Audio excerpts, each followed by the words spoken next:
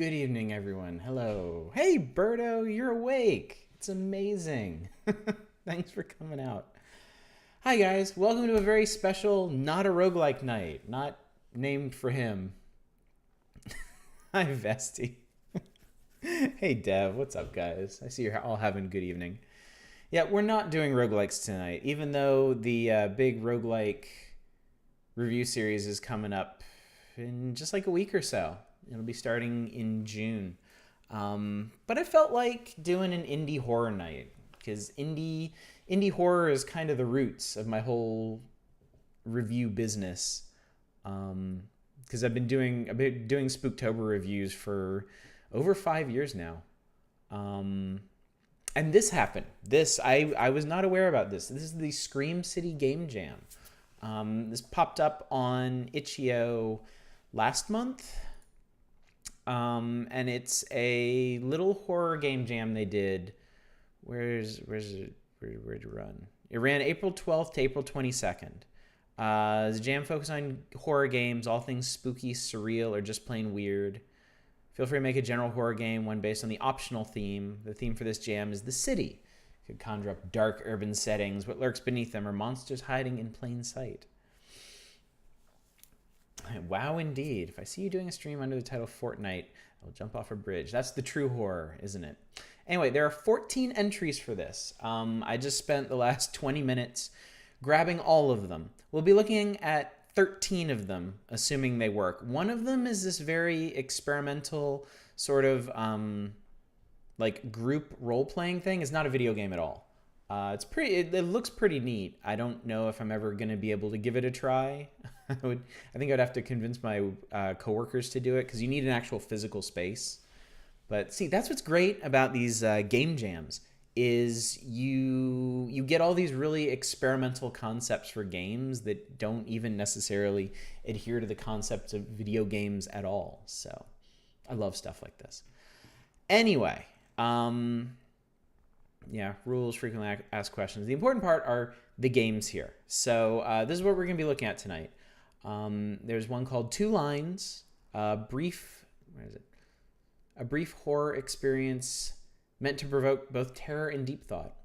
Obsession, a short point-and-click horror game. Ghostly Repo, Collateral Recovery, sneak into the house and exact your revenge on the low-life mortal. Scotch Broom, a surreal murder mystery in Seattle. Kidnapped, a thrilling horror game made within a week by a team of 2. Ill Omen. Does it even have a... Nope. 3 a.m. Replydra, just a little game about being a reply guy. 3 Hauntings is the one that's like an experimental live-action role-playing thing. We're not going to do that because we can't. Figure Ink Dark, the figure on the lawn has been there 3 days. Night Light, you awake in the middle of the night to find that you are not alone.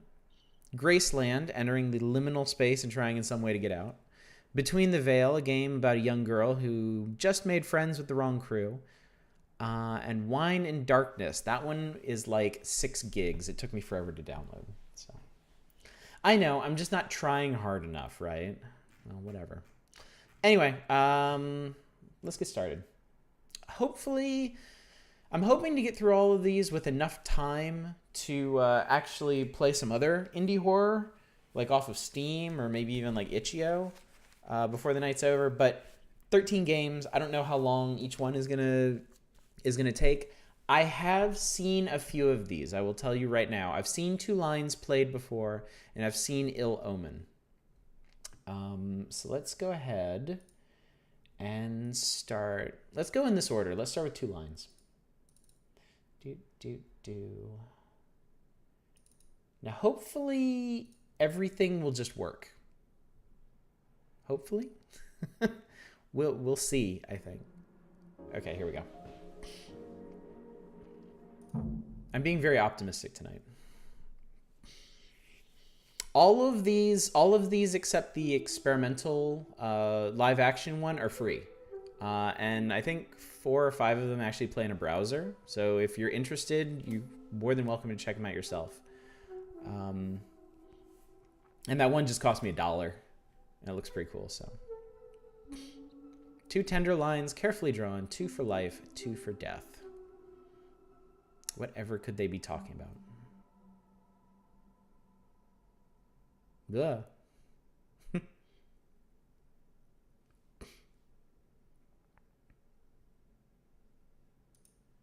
Here we go. Place is grimy AF. Who would even live here?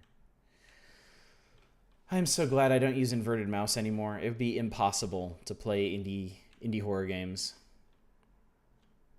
First person to guess the number of thing of gets a free copy of this game. That's so generous of you, Threep. My God.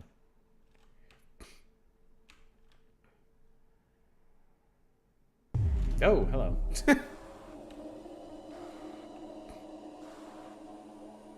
So they definitely got the city part down. See, we're at the corner of Matheson and I can't read that one. Something Witch.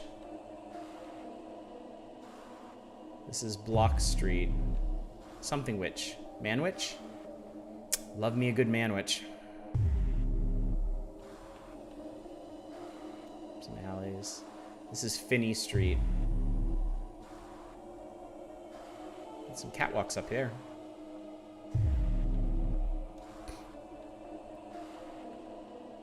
Levin Street. Hey, look at that guy. He's in a bit of a hurry to meet me. He's got a hook for a hand. Yeah, I'm pretty sure they did the Silent Hill thing where all the streets are named after like horror authors. Which is fine. Elroy.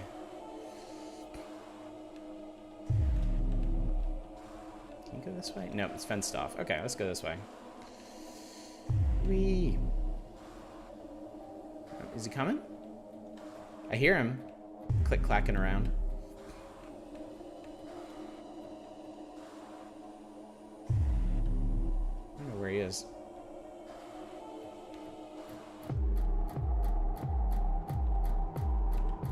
Well, he must be below me. For a second, I thought he might have, like, teleported up here.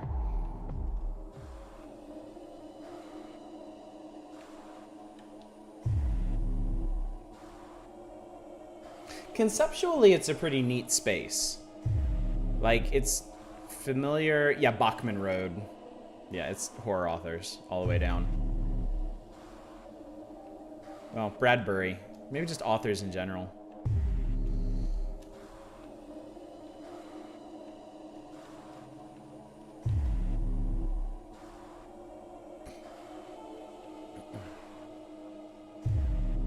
Dev, give it a rest, dude. We're checking this out.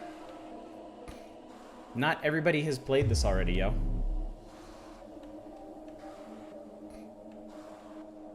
What was that? Matheson. I love Matheson. He wrote, yeah, I did too, Dev, but not everybody else here did, so cool it.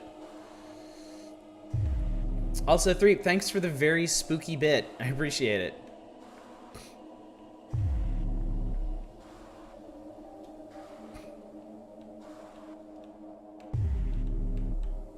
Yeah, this is kind of neat. Like, it has the appearance of a city, but without all of the, like, detail features. Give it a more dreamlike quality.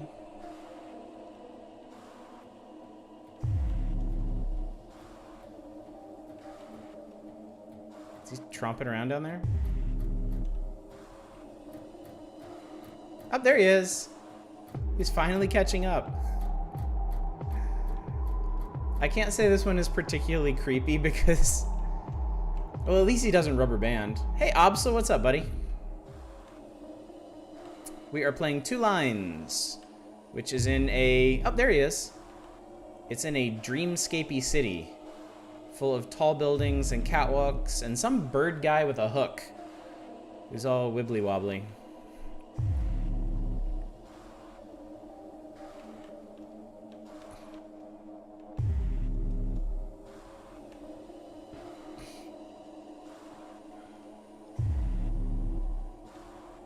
That's pretty cool.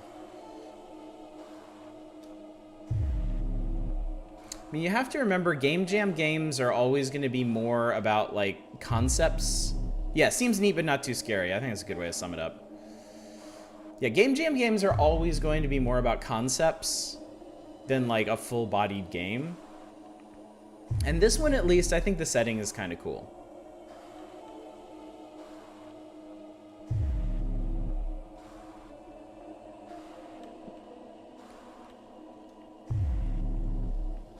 Yeah, I'm very surprised by that they don't do anything to ensure that the monster keeps up with you.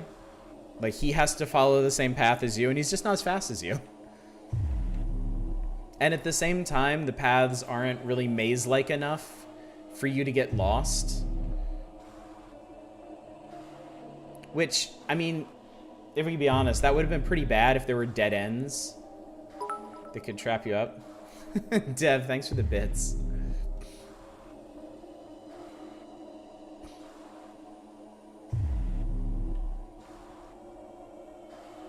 Yeah, I think this is pretty cool. Like, the higher you go, the less it resembles an actual, like, the actual layout of a city. I think you could probably make something pretty cool out of this concept.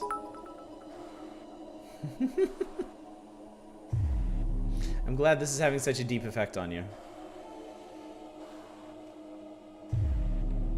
Stairway.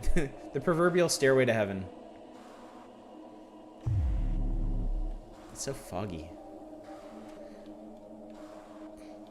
I'm sure we're all the kind of people that whenever it's like, you wake up in the morning, it's the least little bit foggy out, you're like, oh, it's just like Silent Hill.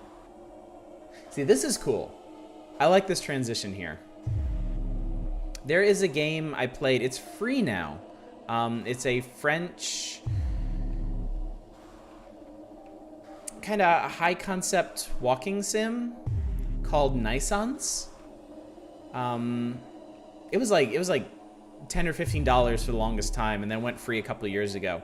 Has some of the coolest cityscapes I've ever seen in a video game that you actually navigate. The walkways are too narrow trying to get around bird guys, so they can't really put in dead ends without it being unfair. Yeah, exactly. You know, I hear him. Maybe they did give him a chance to catch up. He actually sounds really close. Yep, there he is. Wow, okay. All right, so we need to get going. So maybe when you get to like the area transitions, maybe that's when they rubber band them up to you. Yeah. I mean, it's. Let me be honest. I don't think it's really music so much as just background ambiance. I think I saw where we need to go.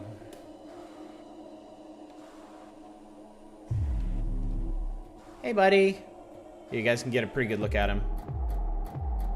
He's trying. He is trying valiantly. Oh no, the door closed. However will we get out of our upside down house? It's music.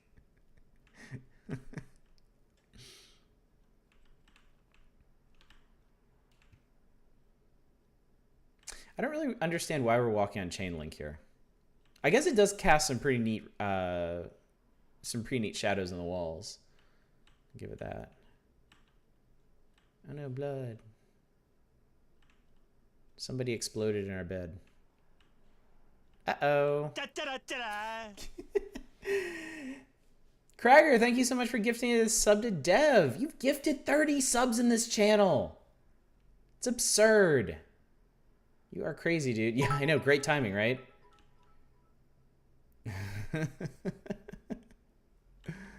Okay, and then... Oh, wait, what's this? Something... Chicago. Did we come from Chicago? Pills. Uh-oh. Gross. Okay.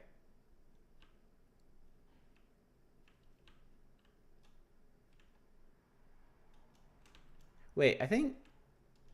I have seen this game before. I know it's supposed to happen.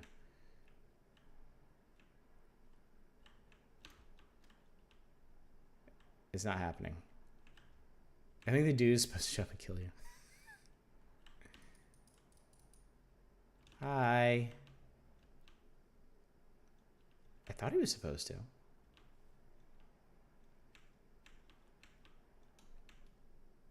Maybe do we have to go back out? I think I broke it. I'm too happy for this. It's supposed to be about suicide and depression, but I'm just too upbeat. It has no effect on me. Come on. End me. Shove my head in this toilet. Can I take the benz? I'm not pronouncing anything for you guys, all right? I'm not. Yeah, there are no interact buttons. The whole game was just running around. Okay.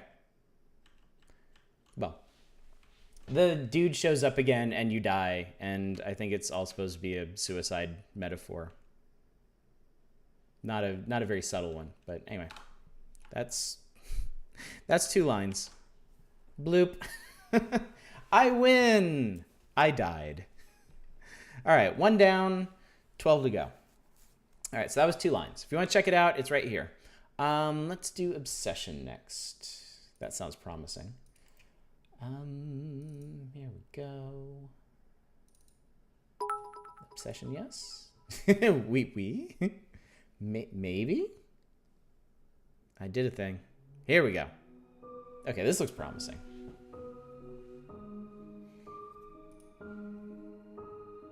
I feel constricted. My breath is shallow. Getting my belly. Thanks for the bits, you guys. I really appreciate it. I've mentioned this before. The bits really add up over time, okay? Alice? Alice!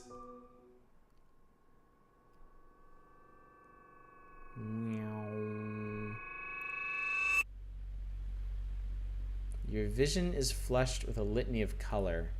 You realize you're in your doctor's office as your monthly appointment. The doctor furrows his brows and adjusts his spectacles, poorly disguising his concern. Did you hear what I said, Alice? Look at these stick legs on these people. Also, can we just take a moment to drink in the poster in the background? Got cancer? Everyone is Slender Man. Hey, Silver Mike, what's up? Oh. How do the bits work? The bits are worth 1 cent each. You guys give me bits. They go into my total. Between bits and subs and all the other ways you can get money, I just get them through bits and subs. But once you accrue $100, Twitch pays you out.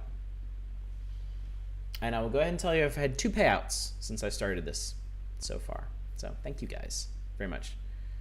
Yeah, not a very cool poster. Oh, I'm sorry, I must have zoned out just now. But yeah, those bits are going to be getting us those bits and subs. They pay for the Reader's Choice reviews. They're going to be paying for some new retro games that y'all have requested. They are going to be eventually paying for some new emotes. I've just been lazy about contacting the artist I really want to contact, so. Better not be. Don't worry. I'm not doing anything with Epic anymore. I don't want to deal with that at all. Doc is careful not to pry too much. He is aware of the incident. Well, for now, take the prescribed medicine and consume a tablet when symptoms arise. It should mitigate most of the effects until next week when I can get a better look at you. All right, Doc, thanks. I'll give you a call to schedule the next appointment. Okay, now we can do things. So, since we are well into it right now, a few things I want to mention. Tomorrow, we're going to be starting the nominations for the June Reader's Choice reviews. Has to be a roguelike, because next month is roguelike month. So think about any roguelikes I haven't covered and I haven't streamed yet that you want to see. How do I look at things? Here we go. Right-click changes the interaction type stuff. It's a poster of ribcage with the caption, "Got cancer?" Is this what they call doctor humor? Never mind, it's nothing. No, it's not nothing, it's something. It's an unlabeled plastic bottle. Pills prescribed for me. It's a clear container with swabs of cotton. Also, I have scheduled our marathon stream that is going to happen because we hit 250 followers. Thank you all so much. May 31st. May 31st from 9 a.m. to 5 p.m. Pacific. I'm going to be streaming something. We need to decide in chat what it is, or in chat and in Discord what it is I'm going to be streaming. Folks had some suggestions about like free adventure games and like visual novel style games that sounded pretty good, but I am open to just about anything. Whatever y'all want to see, and whatever you think is going to fit well for a marathon. There are various tools and objects hung up on the wall. Never liked these things. My doctor, nice enough guy. Seems a bit old to be going by the nicknames, though.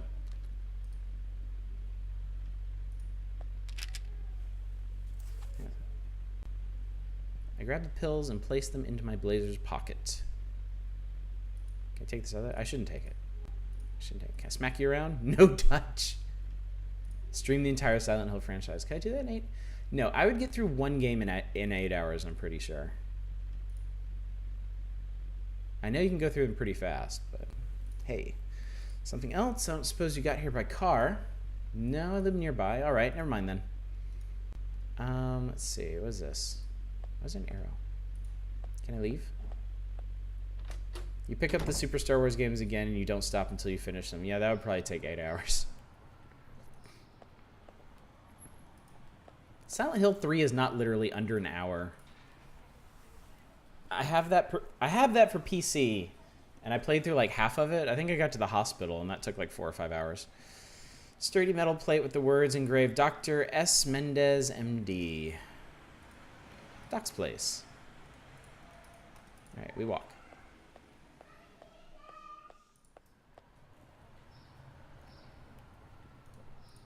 Piles of garbage sat against the wall of the building.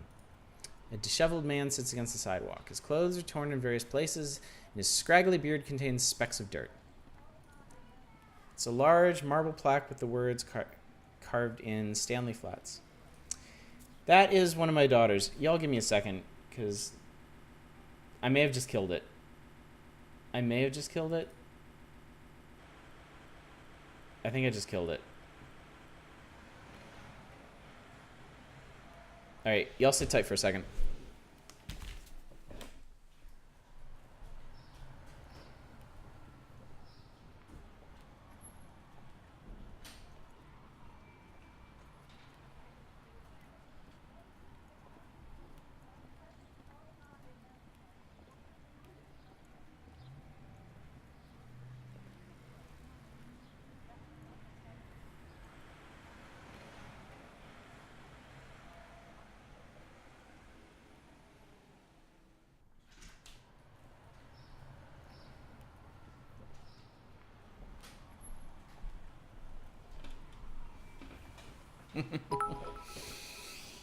All right. A bunch of Roblox games. Yeah, that's not happening. Roblox does look interesting. I don't really know much about it. Let's talk to the homeless person. Spare some change, Missy? Sure, I can spare some change. Have some change. Thank you. God bless you. Okay. Can we go to Stanley Flats? Hey, Alice. Say, is that bum still out there? Yeah, I gave him some change just now. Don't give him money. Just the other day I saw him driving a Mercedes. What? I don't think people really do that. You can hear the landlady and homeless man argue just outside. It sounds like the landlady is winning. All right, fine. Corkboard has various ads and offers pinned to it. Nice lamp. Large wooden desk has various document as supplies neatly organized on its surface. All right. I'll tell you what, let's see if we can get to the horror part of this. This game's called Obsession, and I still don't know what we're obsessing over. You pull up your coat thinking about what to have for dinner.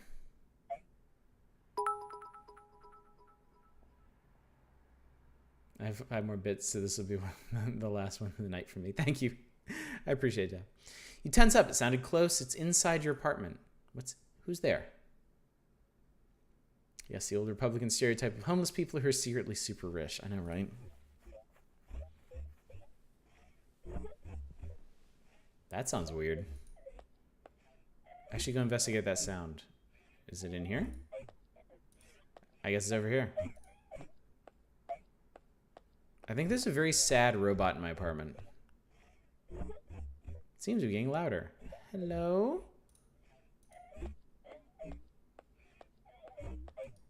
Guest bedroom. Hello? Anyone there? That's where the sound is coming from. Hi. Question mark.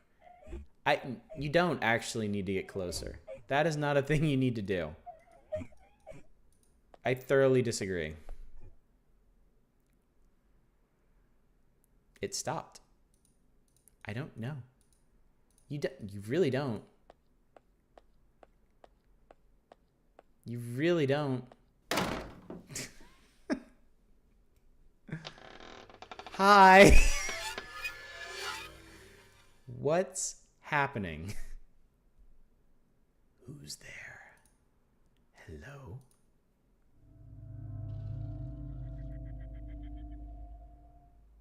Maybe we should take some pills now. The medicine didn't work. No matter how much I took, he follows me, stares unblinkingly, mocking me. I'm out of medicine. Dr. Mendez hasn't called me back either. Leave me. Shut up. Alone. He said, shut the fuck up. Someone knocks on your apartment door. Well, this is gonna be awkward. You get it. Him. It's a grotesque monster. No matter what I do, I can't hurt him. It just goes through him. Let's see. Not gonna cook right now. Not going through my cabinets right now. Not yet.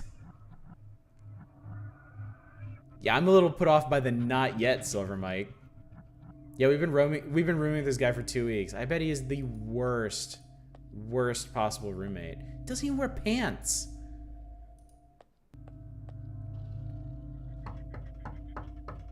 Wow, we look really rough, too. Speak of the devil, keep your pants on. I'm coming.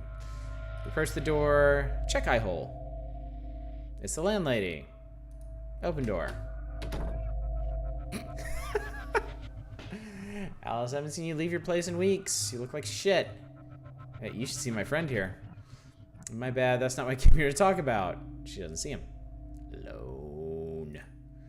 What happened to your fiance probably has you shaken up. This bitch doesn't see him.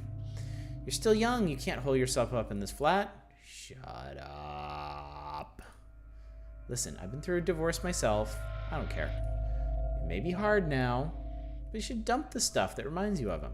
Listen, I know this great place. It's a big ravine where you can... Do you ever shut your...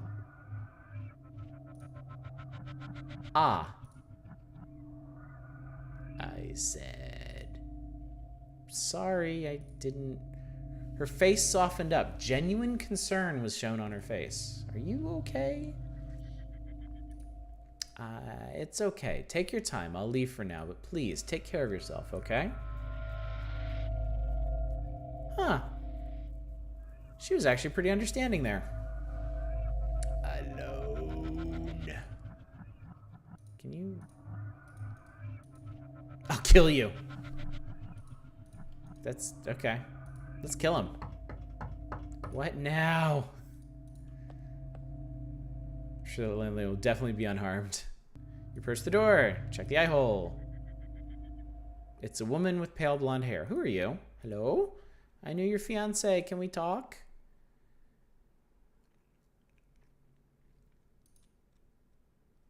Yes, but not here. Hold on a moment.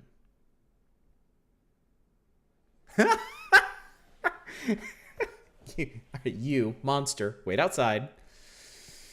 Sorry about your fiance, but that's part of the reason I came out to meet you. Go on. My name is Catherine. I know it's a bad time, but I feel as though you... Okay. Oh. Me and you... Yep. You are a dead woman. We've been seeing each other for about a year at first. At first I didn't know. He tried to hide it. What's the point of telling me now? Him need coffee. Coffee. See him pawing at the glass. Triple latte.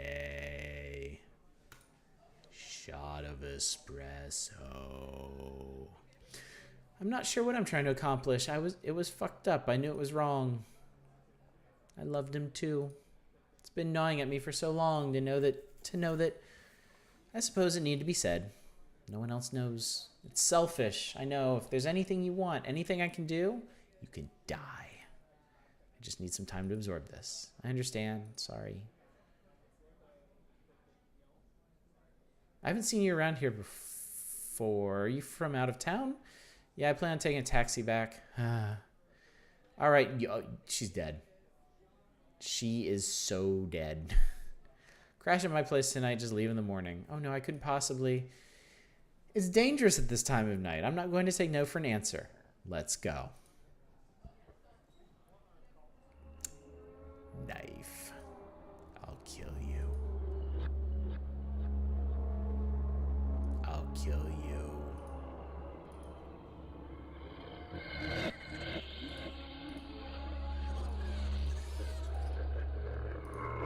I'm not thirsty.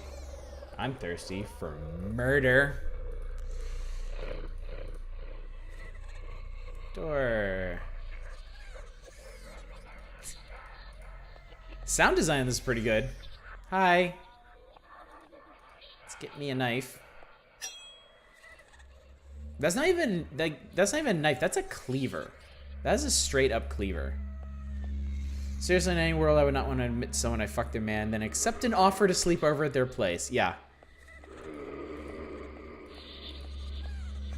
I think I can only assume this is suicide by estranged wife. I don't need to go. That's where the sound is coming from. Can I? Oh, wow, look at this. We actually have... Wow, I have an entire... Not for him. Girl, you messed up. Alice? Is that you? Not with my hands. Doot, doot, doot, doot. Can we talk to her? What's going on? What are you doing? Oh, you know. Murder.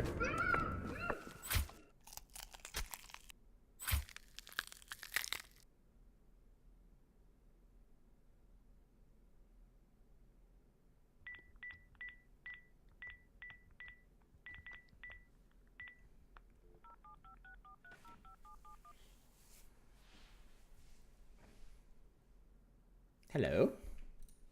Yeah, it's me, Alice. It's me, or is it me, Alice? About that place you mentioned. Oh, the ravine that the landlady talked about, where you can dump stuff that you don't need anymore.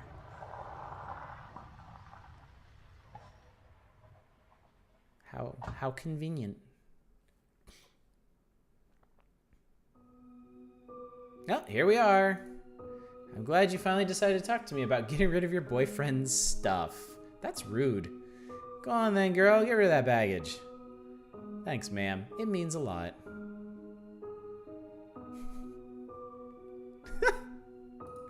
My landlord. She's been very supportive. A modest middle-class sedan. It's an isolated cliffside surrounded by untamed wilderness. Do we still have the knife? No, we don't. Not going to do anything to her car. What do you mean? Do I already have... I don't have anything in my... Wait. That's some heavy stuff you got there, girl. Got a corpse in there or something? Ha! Ha ha! You're funny. So I guess I'm already holding whatever it is. Maybe? Oh, we're already stuck it over here. Did we chop her in half and put her in 2 of these? It took 2 carrying cases. Boot.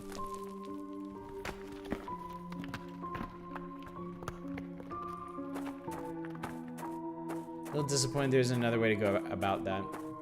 I think for a game jam, you kind of have to keep it to like one specific concept. They had 10 days to work on this, so I don't think they could have worked in like multiple paths very easily. Feel any better?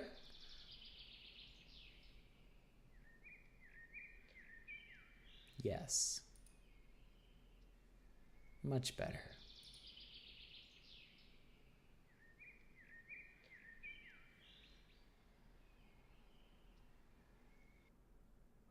All right, that was Obsession.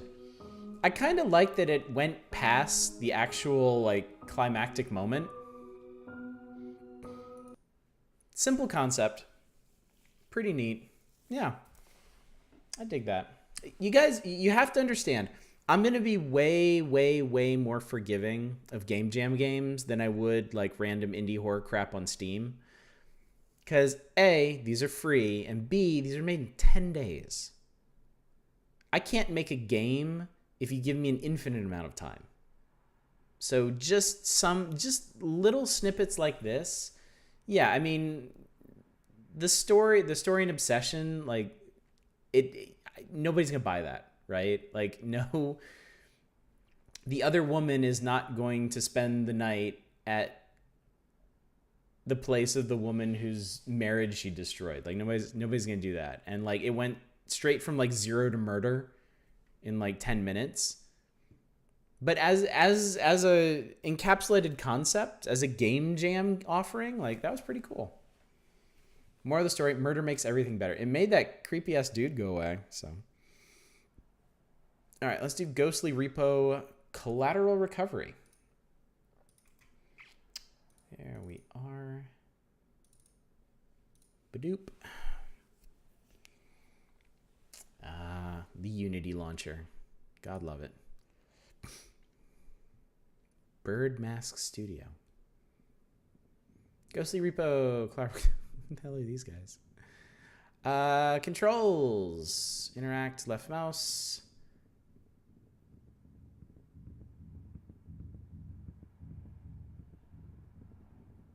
Apparate? Doppel? Are these heretofore unknown verbs? Are you checking out anything else after this? Because Dia is a big recommendation. We'll see how much time we have left. We've done 2 games and we're already 45 minutes into this. So we'll see. Push and pull. Right mouse button. Drop items. Camera. Okay. Let's do it. It's interesting. There's a watch. It's been some time, my Spectre. And after the efforts of countless other spit, we have found the mortal responsible for the theft of your talisman. Some lowlife locked away in his room, no doubt consumed by paranoia after invoking your wrath. These people are awesome. You must find your way inside. Fortunately, his sister is throwing a party downstairs.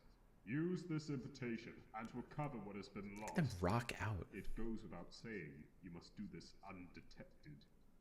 Causing a panic may draw his attention and lead him to flee. Or worse, banish you with the power of your own talisman. But I have no doubt you will put things right. Sneak into the house and exact your revenge on the low-life mortal. Left trigger, well, let's see.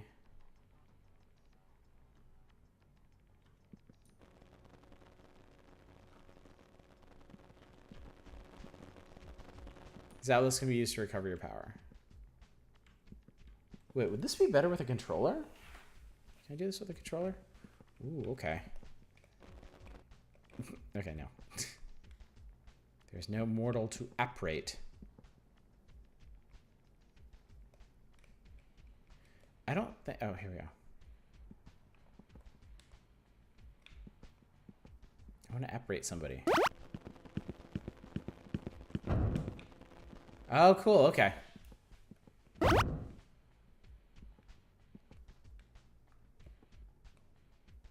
Not enough power. Okay, that's... Hey, Rask, what's up?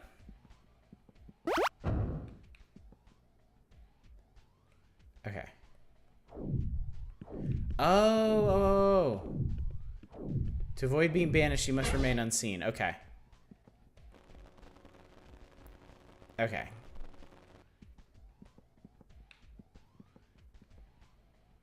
This mortal is too fractured to apparate.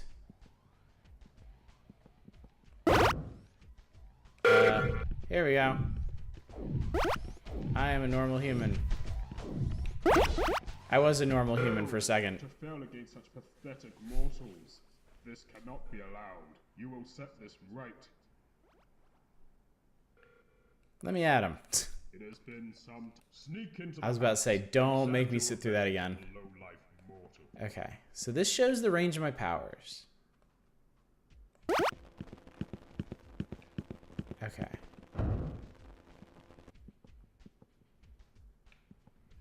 Okay, so A lets me like teleport into people and knock them out. Whoa, oh my god, that camera. That camera dough. X lets me interact with things, stuff. Okay, so there's two people here. You can doppel nearby mortals to be undetected in the light. Just don't let your twins see you. Oh, oh, it's doppelganging. Okay. I'm not sure I'm doing this right. There we go. Okay. Okay, okay. Dark space will shield you from more lies. Okay.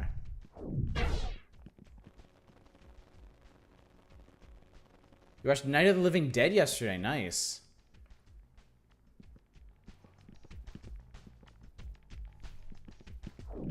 Alright. So basically you need to doppelgang people. And then...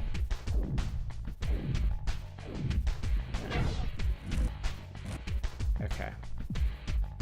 That looks like a key up there. I'm probably gonna need.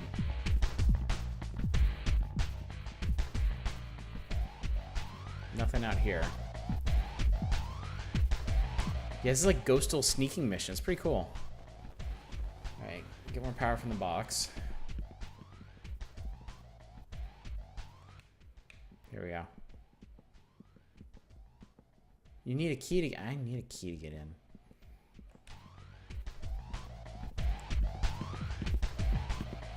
Nope, nope, nope. You didn't see a damn thing.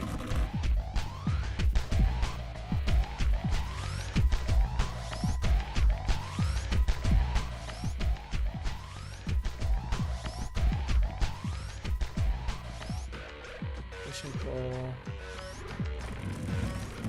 Okay, I want to get the key.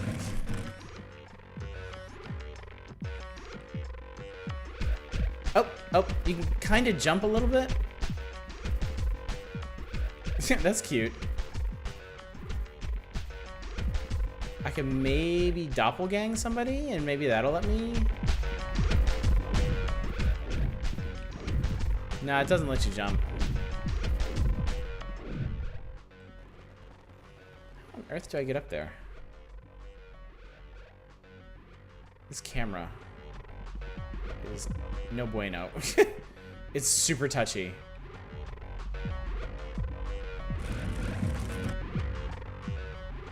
Anything out here? It doesn't look like it.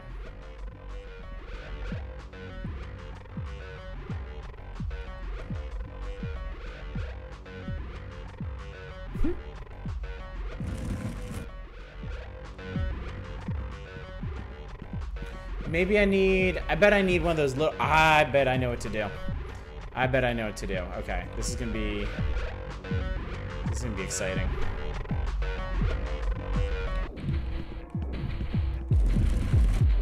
Come on. Okay. I get it. I get it. I need to get more blocks and make like a step ladder or something for this. Oh, this camera.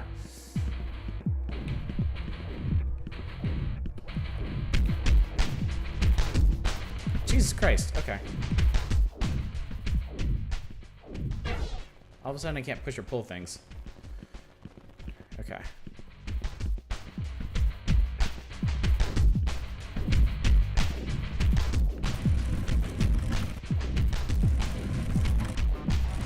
Give me your music device. Okay, so as a concept, this is really cool. Like a sort of puzzly ghost simulator. Where you have to figure out how to accomplish stuff by doppelganging people and pushing stuff around. I think you can make a really cool full game out of this, but you'd have to make it significantly less janky. I think I still need another... I still think I need one of those little blocks. Yeah.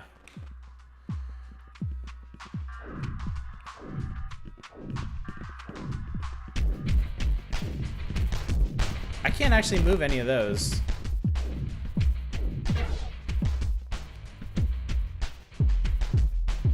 Oh, wait. Oh, I totally had this wrong. Okay, I get it.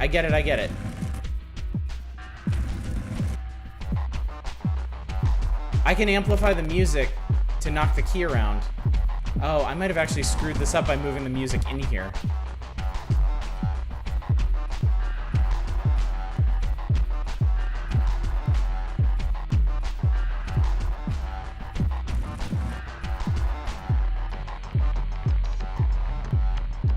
I can't move the key.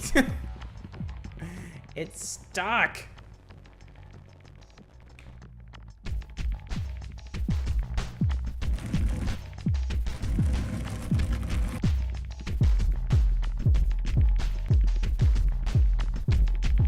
Oh, wait, can I...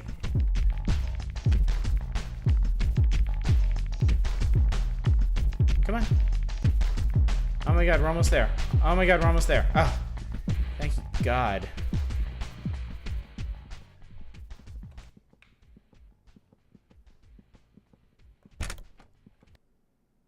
Hey, dude.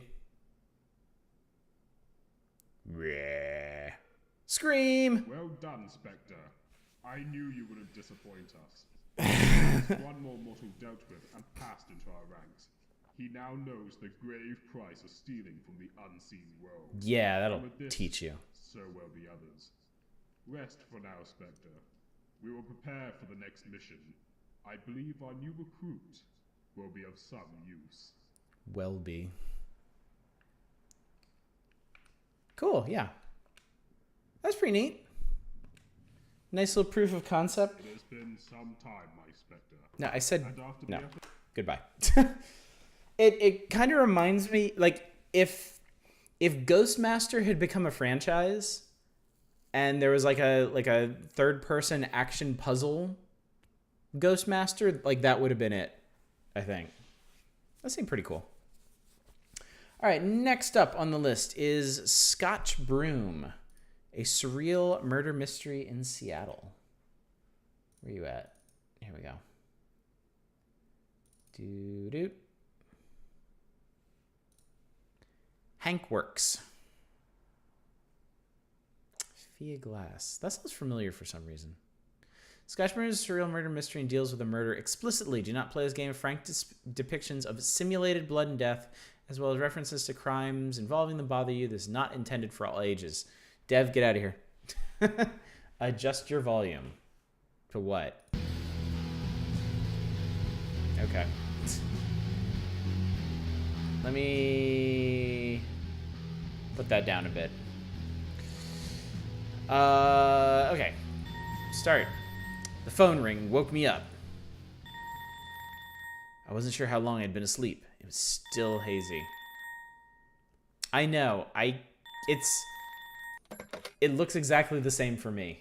I think this is just how it displays. I picked up the receiver, not realizing I already knew what was happening. There's been another one. Don't sound so happy about it. The line clicked. Dead.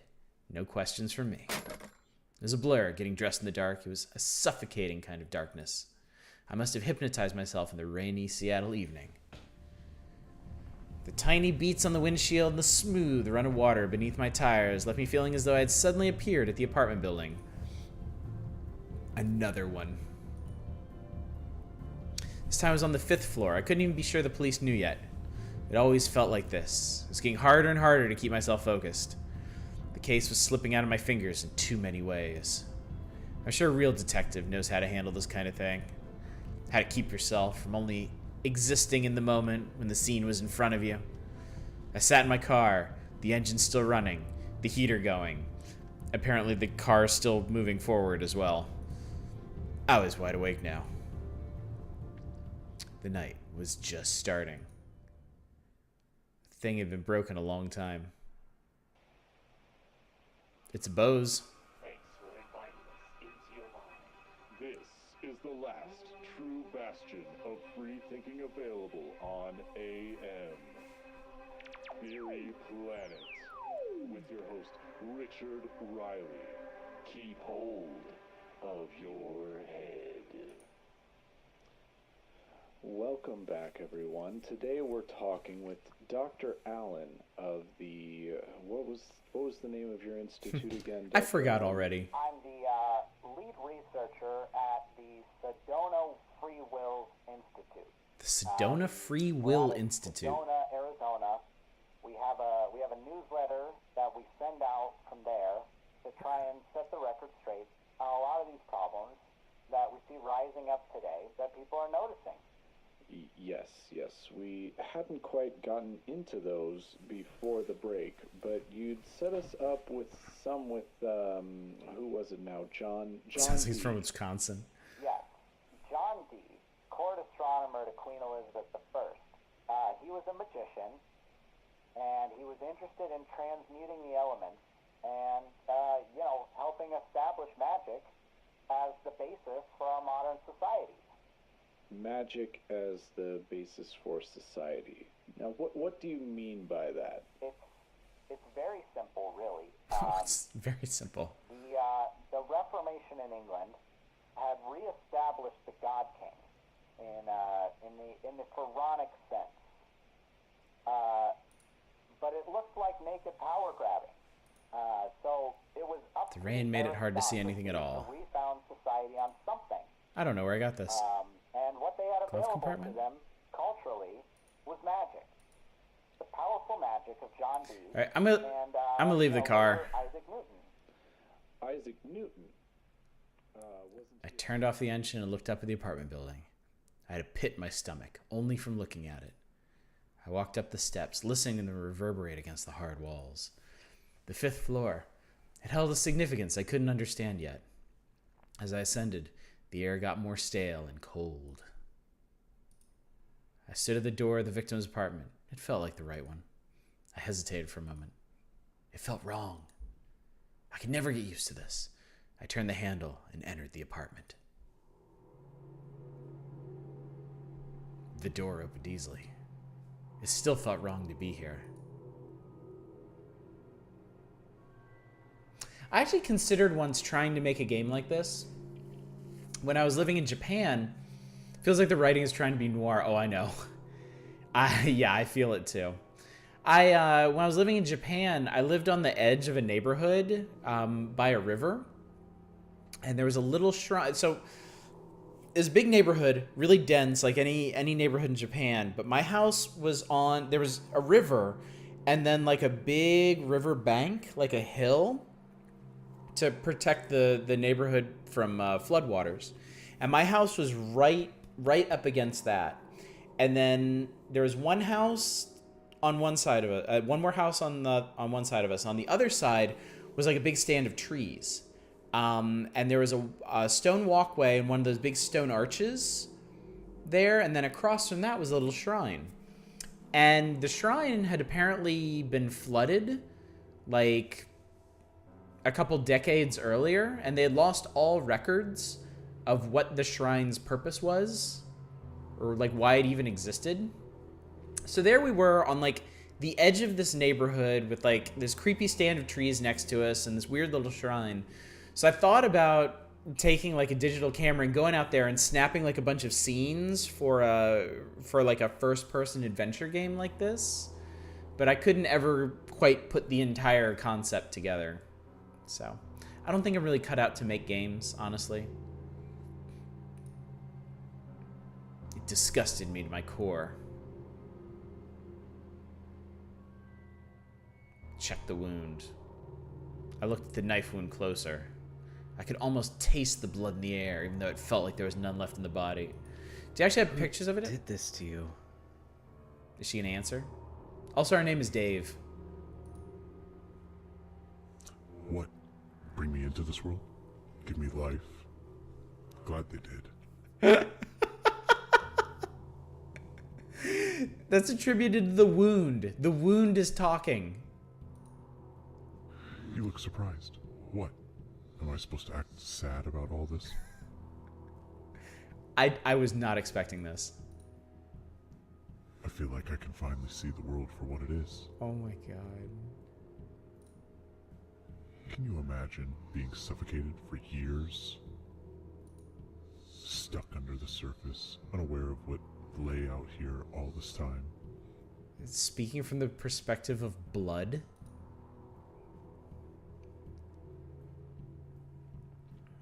It was making me want to vomit. Nothing was right about this. It doesn't look like the wound bled that much, so I'm not sure about the blood left in the body comment. Yeah, this is some... They definitely didn't have a makeup artist come in for this. This is like Halloween store kit. Do you actually have pictures of it at least? I might. I have a lot of pictures I took in Japan. I'm trying to find out who coaxed you out. There you go. Why? I just want to meet him, say hey. I want to talk to them. Yeah. I don't trust you. I can see that perverse pleasure in your eye. That's the eye of someone subverting justice. Pixar didn't happen. I might have deleted them, I'm not sure. Who? What are you? Don't you recognize me? I'm you. We're the monster. I'm what's under you, waiting to come out. I'm made of monsters. The slightest cut and I'm here to recontextualize your entire frame. The monster has an art history degree. I don't understand. Let me put it this way. I'm the future of all men. The hypocrisy of your very skin won't hold up forever. Damn. Consider things, Dave. What's even the point of it all? What do you stand to gain from propping up all these victims? But what? Especially when it's going to paint a target on your back. For us. Who's us? I already said too much. I'm done talking. Somebody's got this blood scared. Alright, well, that was weird. It was a normal bookcase. Normal... Wait. There's something wedged between the books on the bottom shelf. Well, are we going to click it or what?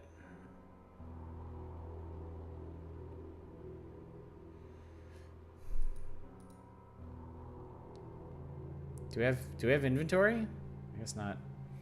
This wound probably writes dark poetry and listens to emo rock. It's Jasper Ware vase. Yeah, Team Sonic Racing is out. Came out today. Nice phone, hipster. The hallway led to the bathroom and some bedrooms. The bathroom seemed like any other. I opened the medicine cabinet. I searched inside the medicine cabinet. Pill bottle. Pill bottle was some incomprehensible jumble of letters. Read them, you idiot. There's a hairpin hidden in the dark cracks of the medicine cabinet. Take it.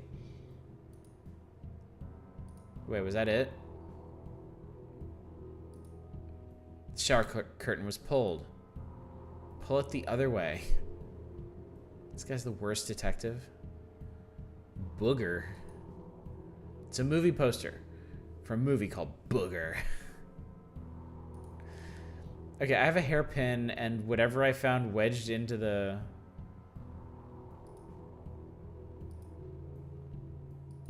There's something wedged between the books on the bottom shelf. Oh, I have to click the text, obviously. I pushed the books aside and heard it ring against the wood bottom of the bookcase. I pulled it out, a gold coin. Looked old, I pocketed it. It was something to research later. Alright, so I have a gold coin and a hairpin.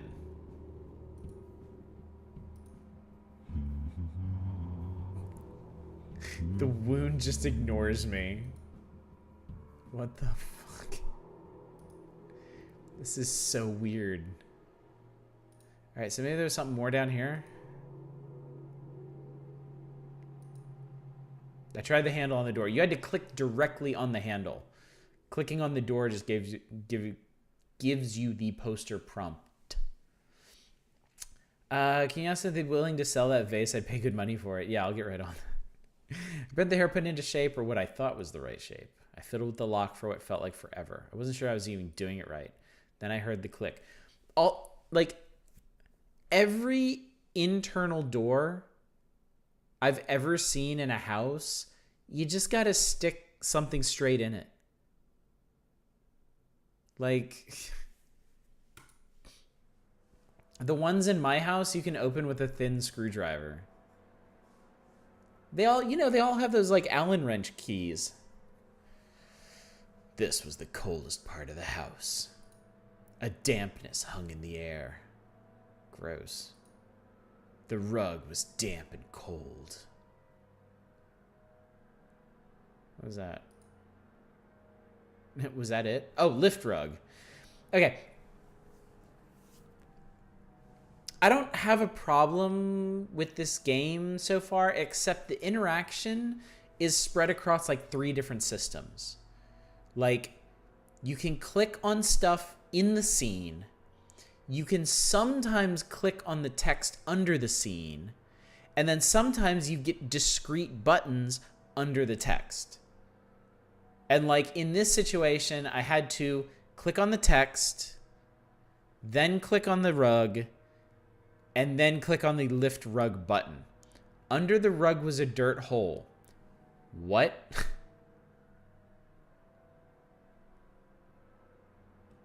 Enter hole. I traveled into the hole. A faint sound or voice drew me in. I could almost hear it. Here again, I can't click on the scene. I can click on the text, and then I have buttons here as well. Are you going to talk to the dampness next? I went further into the hole. I felt off. Something itched under my skin. My fingers dotted with pins. We're going to talk to the hole, actually. I didn't know the voice. Or did I know the voice? It was the escaping air of something deeper in the hole. So now I can't click on the text anymore. So now I have to click go deeper. I traveled deeper into the dirt hole. The air was more stagnant, wet like the mud.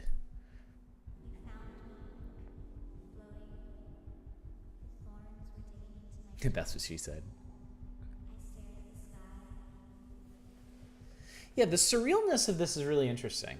And it doesn't seem like the accidental surrealness you get from like, you know, Eastern European like Unity horror games. Like, it feels like they have a purpose behind all this. Even if it's mostly inscrutable. I forced myself deeper into the dark. I felt like I could see a light deeper down, but it could just be my imagination.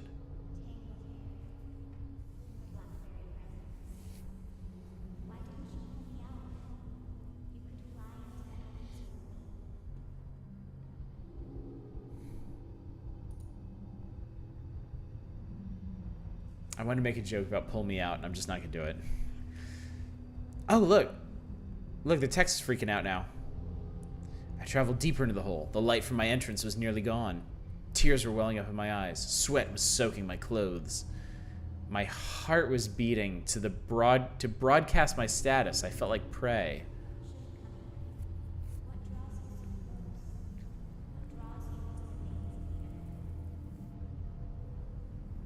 I know, right? It sounds even worse.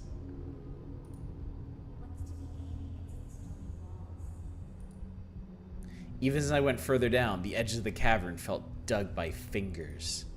Even as the walls grew more stony, I felt regular grooves of a human hand, but with hundreds of fingers. Perhaps this hole was made for me. I felt compelled deeper into the hole.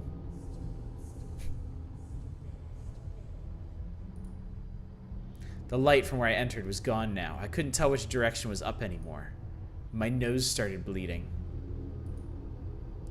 I traveled in some direction in the hole. I wasn't sure where. My shirt was soaked in cold sweat. I crawled my way through the hole. I didn't know what direction. The air was thinner down here. I could hear an applause of fingernails scraping, heading towards me. It was too dark to see. Oh, I have to click this again. I was drooling and cold, practically foaming at the mouth. My head was pounding. My heart threw itself against my ribcage over and over, pumping cold syrup through my veins. Why did the music stop?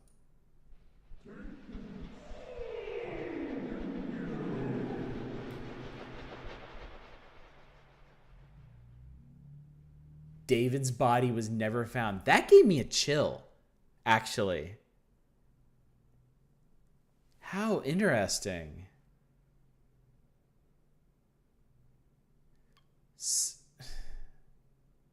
Hang on.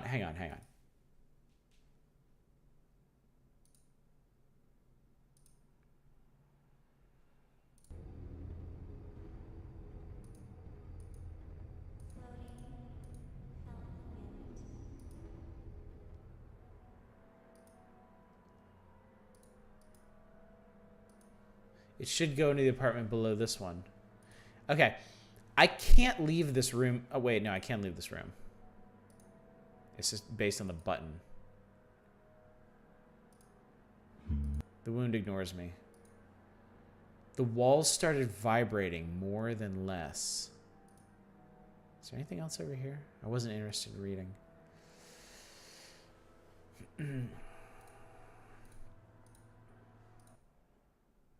The knob was cold and wet to the touch. It was almost like sweat. It turned easily. We didn't get that the first time. All right. Go deeper. Off the trail, someone in Auburn, and that's where I saw her.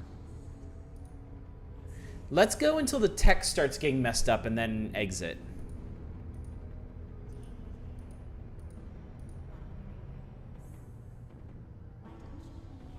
Wait, the text is different this time. It's about a body you found. When I went back, her body was gone, but the strands of blonde hair were still tangled in the underside of brush. That's when the calls started. What if we leave?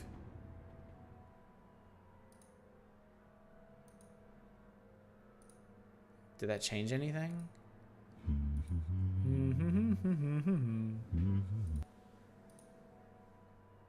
I can leave the apartment? I got in the car as more than enough evidence they were related.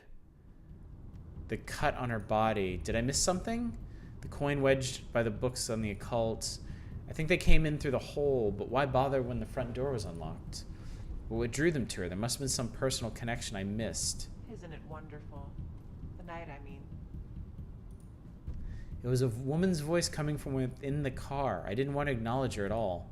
I get it. You're shaken. Taken aback. You're free to feel that way. Thanks. I kept my eyes fixed on the road and gripped the steering wheel harder. It's important you feel like there was nothing you could do. But I hesitate to say it's not your fault. What's that supposed to mean? Yeah. Did snooping around teach you anything? Do you feel like you've really connected to a person after this? I found clues. It's an investigation. But if you don't know the person, how are you going to figure out anything at all? What's important is the clues. The clues. The clues. Typical male attitude. It's no wonder it keeps happening. You're not even trying. How dare you? I clammed up. I could feel my heart beating in my temples. I was getting angry. The car was silent for what felt like forever. I made some turns and found myself heading for Ted's Cafe. There's a place I could go to clear my head. It's okay, David. Just enjoy the night. It's that special kind of cold that makes you feel alive again. Seattle will only get a night like this once in a blue moon. I parked the car and got out, never once trying to sneak a glance at the woman in the passenger seat. It was always the same conversation. Maybe the voice would sound a little different. Tonight was the first night she'd gone and taunted me. It made me feel like I was being berated by the deceased, but something was off about it. The night was too cold to sit outside. The table sat empty and forlorn under the streetlights. I walked into the door of Ted's Cafe and heard the characteristic ring of the bell as the door slammed behind me. It was empty tonight, not wholly unusual. I sat down at the usual spot. Ted's Cafe felt quiet tonight. The strange wisps of air sneaking through the city tonight seemed to keep them at home. Seattle could be forgiving at night, but there was a foreboding feeling floating in the air. The air coldly blowing in your ear, it would whisper to me. Go. Get, I could hear it saying. I sat without ordering for a while, trying to figure out what had gone wrong. What details were missing? Why couldn't I find a name? Who could be doing this? Hey, Dave. Rough night, huh? You look ragged, my man. Yeah. Rough night. And you know what is the classic way to relax? A nice hot cup of joe.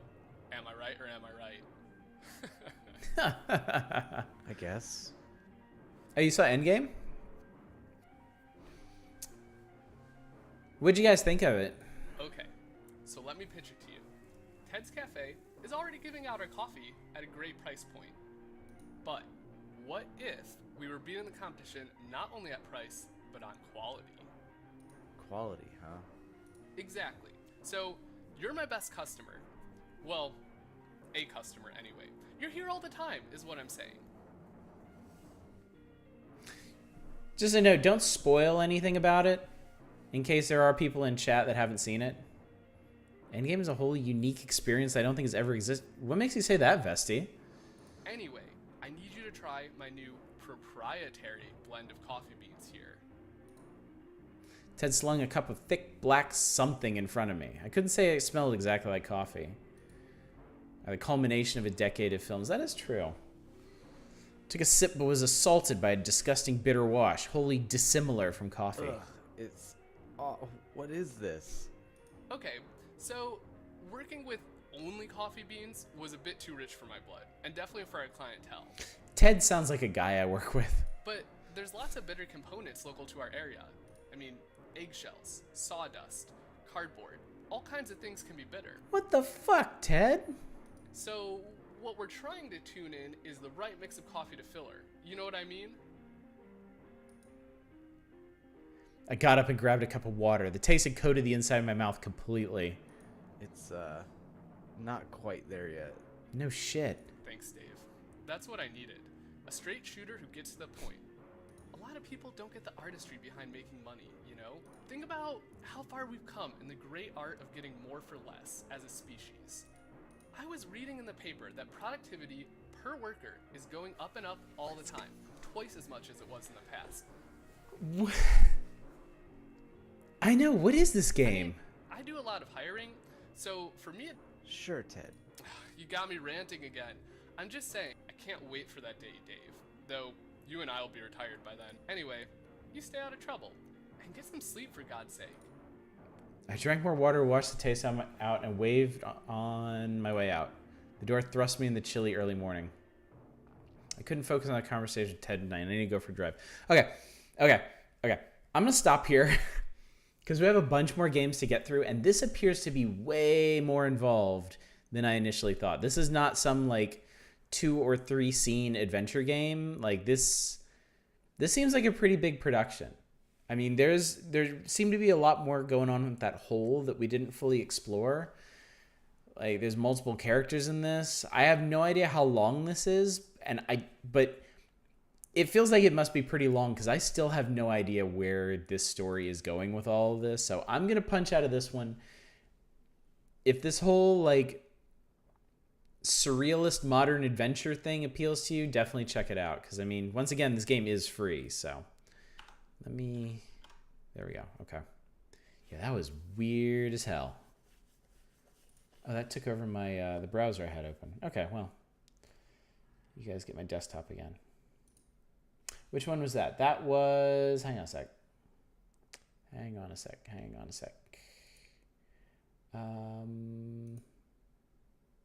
Let's head back here.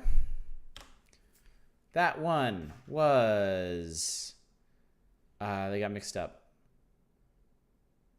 Scotch Broom, a surreal murder mystery in Seattle. It's still in development, apparently. They're going to keep on working on it. All right. Let us move on then to... This kind of mixed up our the order of things. But we can jump to Kidnapped.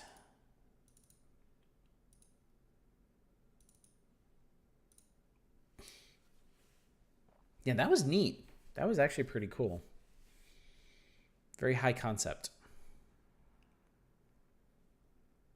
And I love me some high concepts.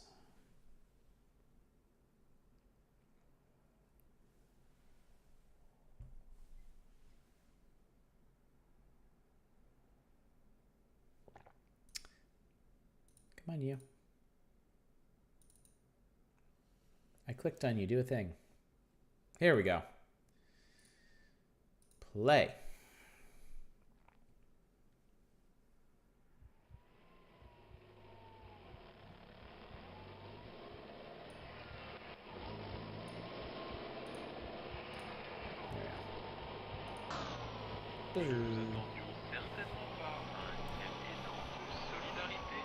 Press E to use hide phone. Right click to close, open your eyes.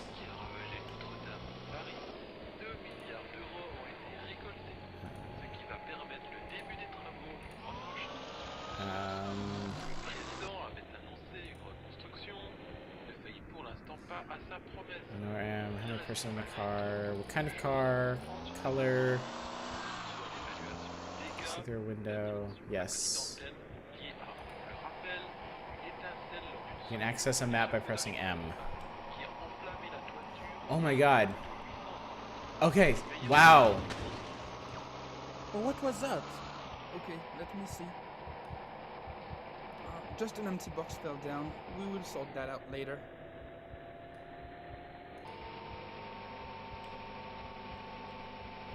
Hey, Tony, can we talk about that contract? Wanna talk about the girl you contracted last night? Shut the fuck up, man. I ain't gonna talk a big about building. that more.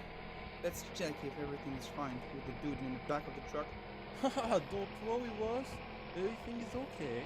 I kinda know the routine, you know? 3 guys in a week? I'm starting to find this job too easy.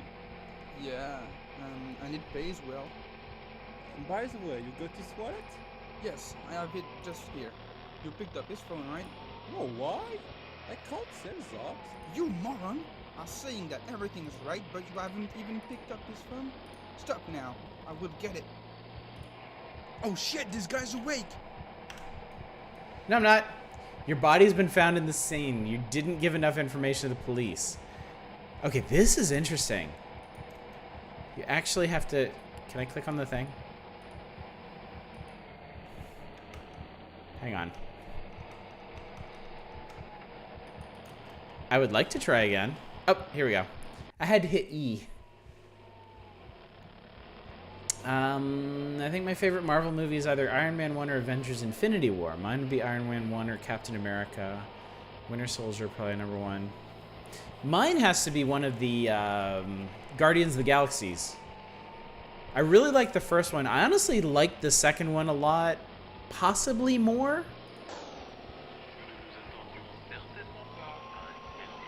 Yeah, I thought those were great. Okay. You're not texting the right place. You should contact the police. Let's talk to Mom. I was coming back from work. I saw it with my eyes. You saw Notre Dame. It's so sad. I remembered going there when I was a child. Oh. Oh, wow. Okay. I got kidnapped. I'm sorry for all... Oh, that's sad. Alright, fine. Dude.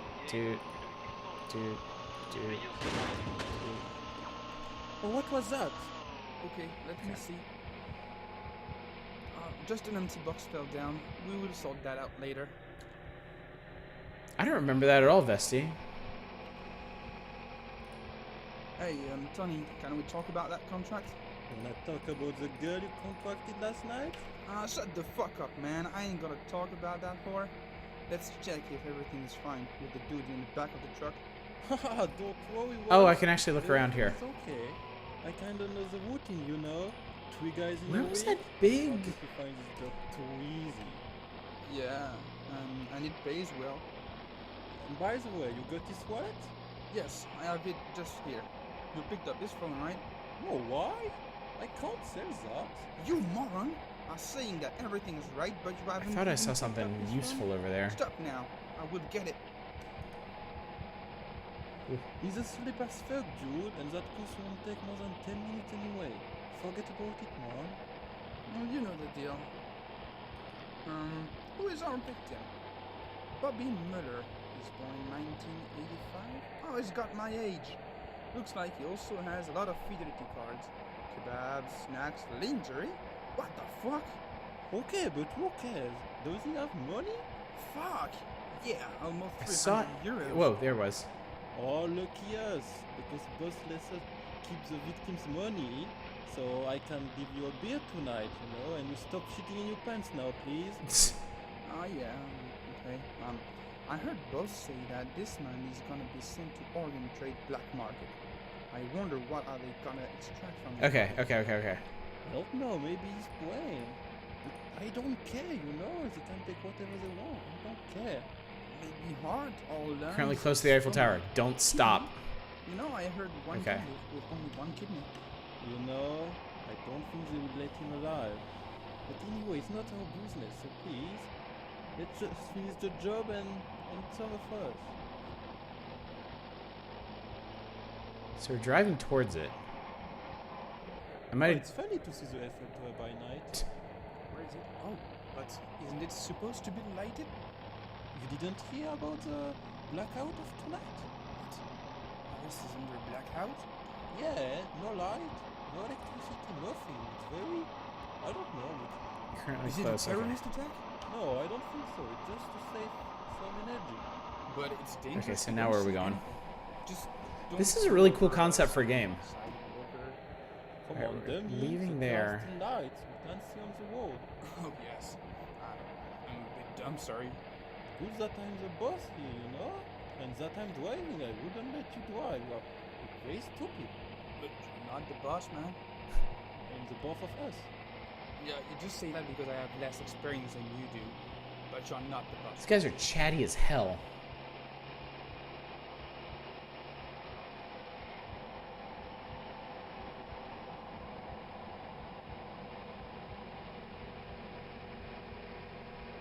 Yeah, I don't know if you could actually make this work as a full game. Unless you were just like kidnapped and put onto different vehicles periodically and you had to like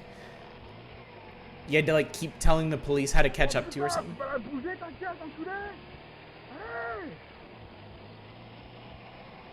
Have you seen this guy yelling in this taxi? Yeah, the French people is never happy. Is this Especially in Sunday? Paris, apparently. Although the traffic is kind of cool today. Oh yes, you should have seen this weekend. I have no idea where I am right now. Terrible. The Gilets jaunes blocked all main axes. This is a kidnap simulator, yes. Not a roguelike. Welcome. Nah, they're supposed to act on me on Saturday. I'm trying to look for landmarks to tell the Can police. you check behind if we have one of these yellow jackets? Oh, please? nope. They will let us go if we have one. Yeah, this would be ideal as a section of a game. I don't see any. Fuck. Damn it! I hope they won't annoy us. I don't want to force a barrage and cut attention on us. Everything will be right, fine. Yeah, they shall not be there today. Maybe you can take another route. Oh, that's not a dumb idea. Let's see if we can take the street right there. Good one, mate. Thanks. May I turn the music on? Yeah, why not? What kind of music you like? This. Fuck yeah! That's good. Hey Ross, can I ask you something? We are coming close to the Cathedral Notre Dame, and you know with what happened? It can be cops there. Can you check if something is wrong behind? He said we're getting Okay. close to Notre Dame. This cathedral, man. It's horrible what happened there. Yeah, I saw it on TV. I was feeling bad because I Okay. like this big thing. That big thing, yeah, it's a fucking monument, dude. But It's a fucking monument, to see dude. That smoke and that orange fire, it was incredible. Hey, Bacon Copter, what's The up? French people must be so sad. I I've seen a part of the building just collapsed. And Yeah, I should totally just kung fu these guys. Was, oh my god, I can't feel it. I mean, can you imagine what French people are feeling right now? It's so, like, it's a patrimoine, as they say. I think President Macron just wanted them to rebuild this, but Yeah, rip. I mean, it's gonna take them so Yeah, long to... cops are there. You should check behind, I said. Oh, Yep. fuck, I forgot that. Okay, it's fine. This guy is in the right position. You drove 800 miles today? Jesus Christ. Are you okay?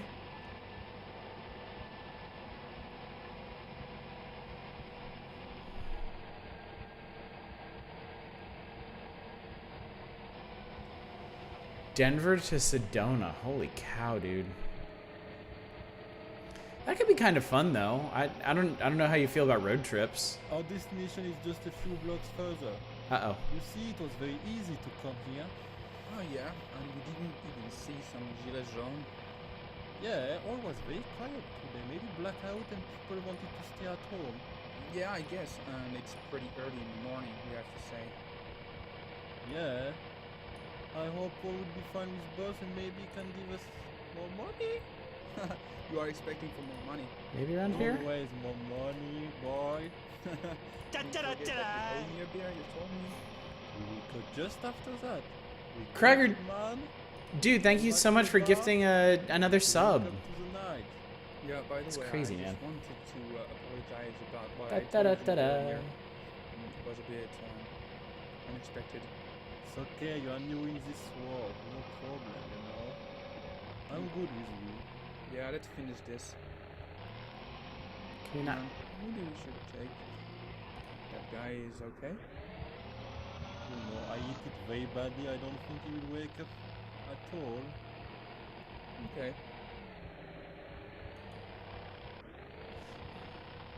I didn't give enough information to the police. Okay. That's tricky. That one is really tricky. But very cool. It's a very cool concept for a game. I gave that 2 tries. I think that's good for now. But, yeah, if you guys want to give that a try, that is Kidnapped. They made that in a week. Very impressive.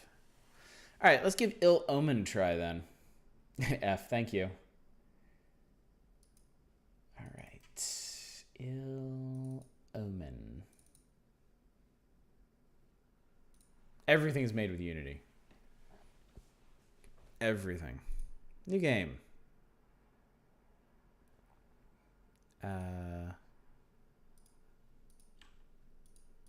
Transport to area, yes. How many games you gotten to so far? Like 5, maybe? How many games have I gotten to so far? 2 Lines, Obsession, Scotch Broom, Ghostly Repo, and Kidnapped. Right? Yeah. I'm hoping to hit all of them except 3 Hauntings. It's 3 Hauntings is not a video game. It's a kind of like a live action role playing thing. Yeah, this will be the 6th one once it decides to do a thing.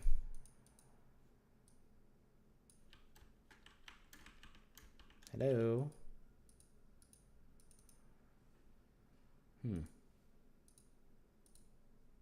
Launch that again.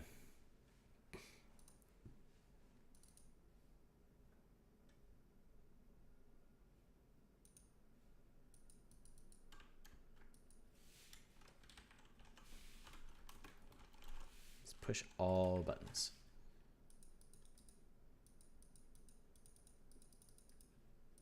Clicking on things does not help at all. Any worth watching the VOD for? 2 Lines had an interesting setting. Obsession was pretty funny, all things considered. You know, we can come back to this one maybe. Detroit, they only submitted a level select screen. I actually saw somebody play this on YouTube, so I know what it is. I know it works. Yeah, 2 Lines had an interesting setting. Obsession was kind of neat. Scotch Broom is weird as hell. Ghostly Repo is cool. It's a very small kind of proof of concept thing, but it is very cool. So yeah, of course you should watch the VOD. What a silly question that is. All right, let's try Replydra.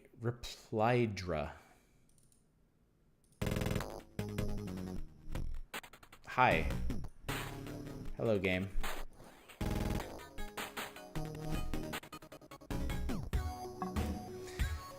Since the dawn of time, Mother Nature has been calling out, hoping for an answer.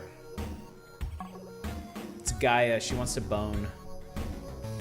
Most of those answers were preferable, but many were not. It is in this way that Mother Nature and women online are similar. While Mother Nature has to contend with the cries of the universe, women have to contend with these as well. But they also have to manage their own curse online. This is a reply guy.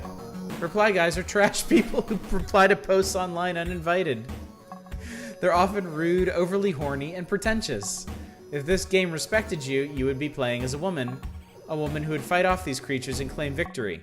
Instead, I present to you a dark premonition, a dystopian vision, where the nice guys win.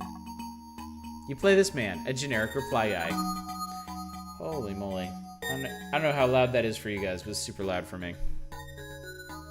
How do I turn that shit down? That didn't go how you were worried, I know, right? Your goal in this world is to be terrible. You will fight people here. To win, you must tap the letters when they reach the vertical bar. But don't worry if you get knocked down. After all, you can always make a new account. The Forest of Spontaneous Canines. Okay. What the hell? Welcome to the Forest of Spontaneous Canines. No reply guys allowed. Woof woof. Uh-oh. Robodog appeared. WFWOO. Whoa, what? Oh, woof, woof, woof. Okay. Attack. Huh.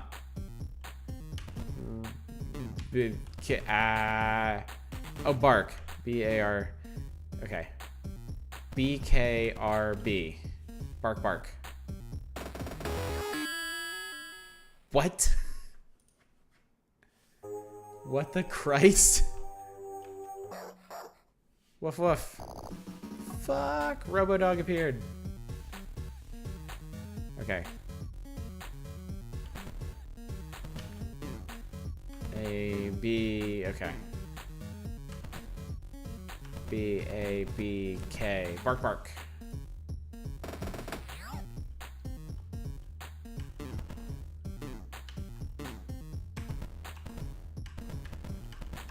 This is an interesting concept, but I have to reposition my hands every time. Because I don't know what word is coming. Canine Kong appeared. D-A-E-B. Whoa, what? O-I-L-A-E-B. O-K-I-E-B-O-O-N. Looking good, bae. Amazing. Okay. R-T-S-E-L-E-Y-P-S-O-D-T-E-M. Please destroy me. This is so weird. Museum of the Grand Shagger. No clothes allowed. That's a penis.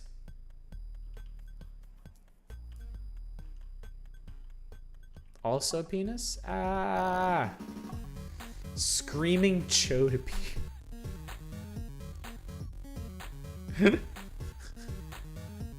Rocket ship. Right, excuse me. Hey guys, what's going on? Oh, you know. Alright. Aha. Ah.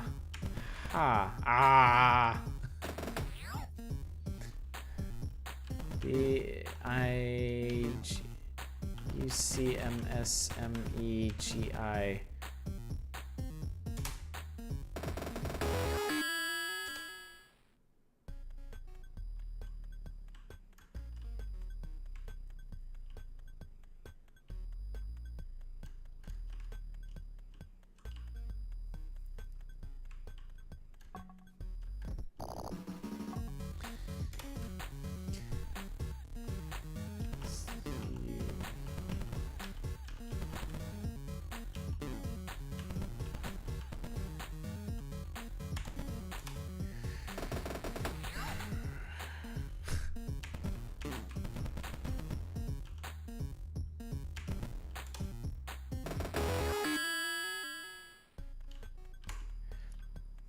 So I guess in a sense this is horror.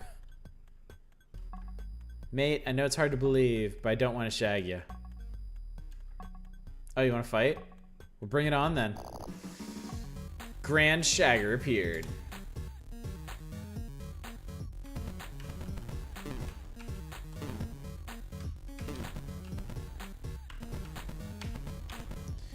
I will be your dad.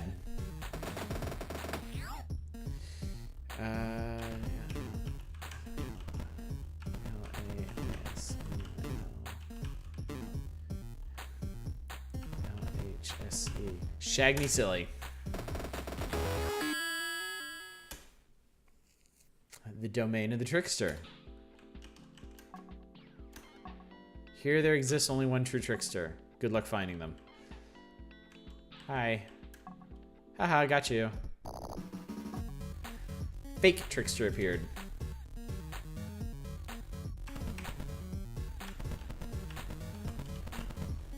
Okay, boomer.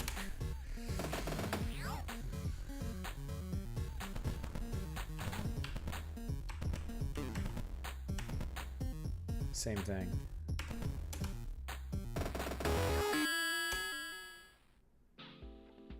Okay, I think we've seen enough of this one. As a horror game, it's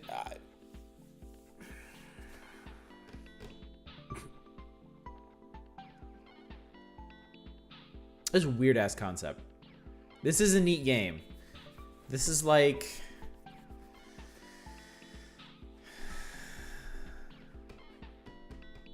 It's hard. Like, I type for a living. I'm an editor. And it's hard for me to find the letters to do these battles, so... I don't know, it's kind of like weird... I haven't played Undertale, so I can't really say, but... I don't know. This one's completely fried my brain. I don't know what else to say about that. We got to move on before I just... I don't know. Anyway. Sounds like someone needs more time with typing the dead. That is the best way to practice, for sure. All right, 3 a.m. 3 a.m. 3 a.m. Why haven't you played Undertale yet? I just haven't gotten to it. Undertale is on the list for our Monday streams. So, once we finish Yakuza 0, which we will finish eventually, we're going to play one or two other games and then we're going to play Undertale. So you guys will be able to see me experience Undertale. We can do it together. It'll be great. Since we're talking about stream stuff, real quick, a few announcements. One, tomorrow we're going to be starting the nominations for the June Reader's Choice Reviews. They have to be roguelikes, so start thinking about roguelikes I haven't covered and I haven't streamed yet that you want to see. And then I have scheduled our next marathon stream. It's going to be May 31st, 9 a.m. to 5 p.m. Pacific. We have not decided. I haven't set what we're going to be playing yet. So if you want to talk about that, we'll talk about it in Discord. And then one more thing. I'm going to be going out to some used game stores this weekend to pick up some stuff that's on the spreadsheet Spreadsheets linked below for Retro Console Night. If there are any games that you guys want to request, put them on there, and I will see if I can pick them up. So, Reader's Choice stuff starts tomorrow. Marathon on the 31st. Going used game shopping this weekend. That's the big stuff right now. Goodbye, lectors. As expected, the city has been evacuated. The 3 a.m. killer is not somebody, instead is something, and is growing up, invading the city and causing 1,000 of deaths in a very massive way. Mr. Owen Carter is the private investigator, and he said that this was he's fold literally. In one of his cases, he saw stranger things in magic books that, unfertilely, one of the books was written by a crazy Arabian. He found the door to an alternative dimension, and this thing crossed our dimension using that door. A few moments before Mr. Carter gave us his declaration, he disappeared behind the podium where he was talking, and we didn't know anything about him. Diary 1 says goodbye, and we thank your support. Thank you, lectors. Thank you for believing us. What the fuck did I just read?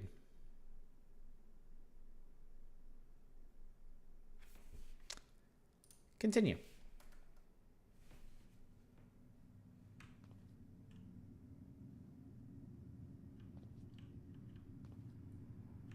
All right, so the city has been evacuated. At least I can...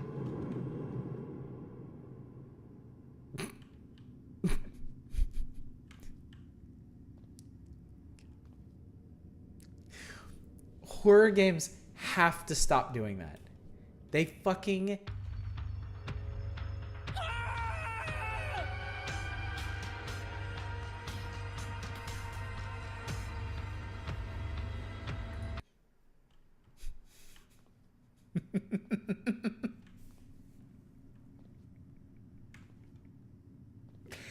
Is it all gonna go down the same way? It is. It literally is. Yep, okay. Run! Oh god, run! Nope. Okay. Alright, what if we go... Okay, we can't go that way. Are you scared? No, yes. Fucking terrified. Okay. Okay, we can go this way. So let's go this way. And then let's go this way? Nope, we die. Okay, so that's his side of the street. That belongs to him. The 3 a.m. killer. Who's apparently like... mannequin Blackbeard on a unicycle? I don't know.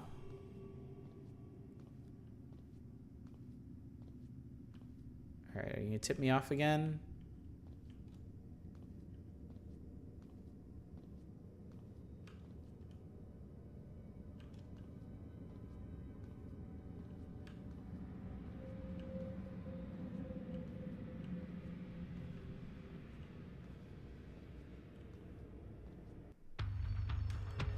He came out of the wall. One more try. This looks like something Jim Sterling would play back when I watched him. I still watch Jim Sterling, actually. I pretty much just watch his stuff on the industry. I never really thought much of him as a reviewer. Okay.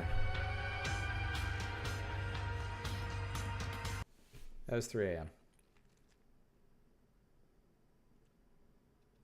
What does the store page for this say?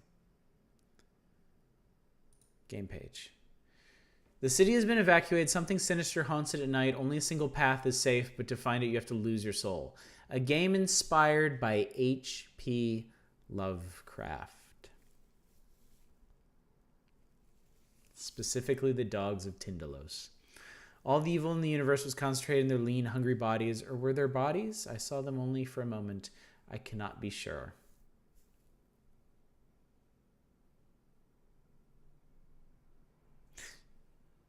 So it's a maze of streets, and you literally have to trial and error your way through it.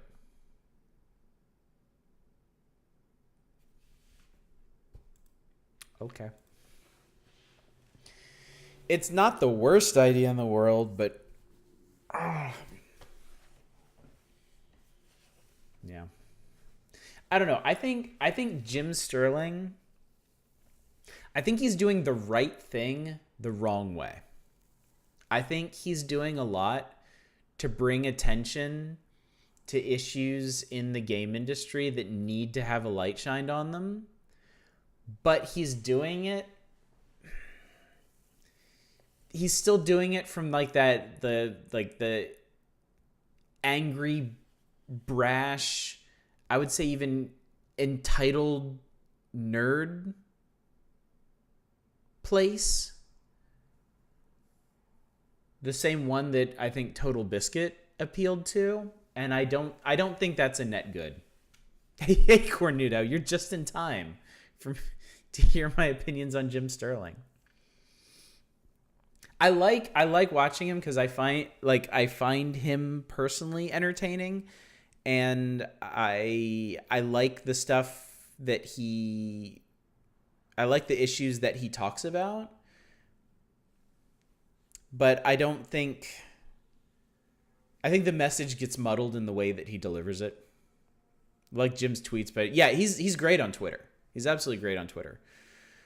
But yeah, his stuff is still firmly entrenched in that like angry entitled nerd space. Even if that's not what his message is, that's what it's wrapped in, and it serves to propagate that whole gamer sense of entitlement where every developer needs to appeal directly to me and do things the way I think they need to be done when I think they need to be done. So that's why I was never a Total Biscuit fan either. Yeah, you missed 3. I'm a dumb maze with a flamey guy. So we've done 2 lines, Obsession, Scotch Broom, Ghostly Repo, Kidnapped. Ill Omen was a bust. I couldn't get it working. Replydra, 3 a.m. We're going to skip 3 Hauntings because it's not actually a video game. We're going to play Nightlight, which I think is... No, I did download this one.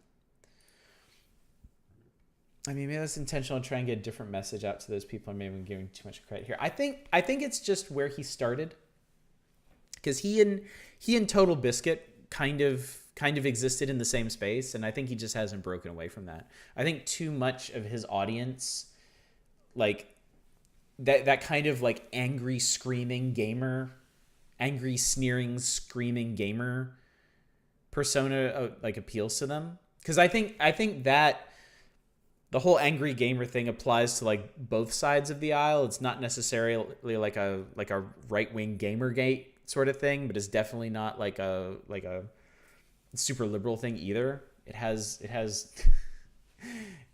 cross aisle appeal. Yeah, the AVGN persona. Yeah,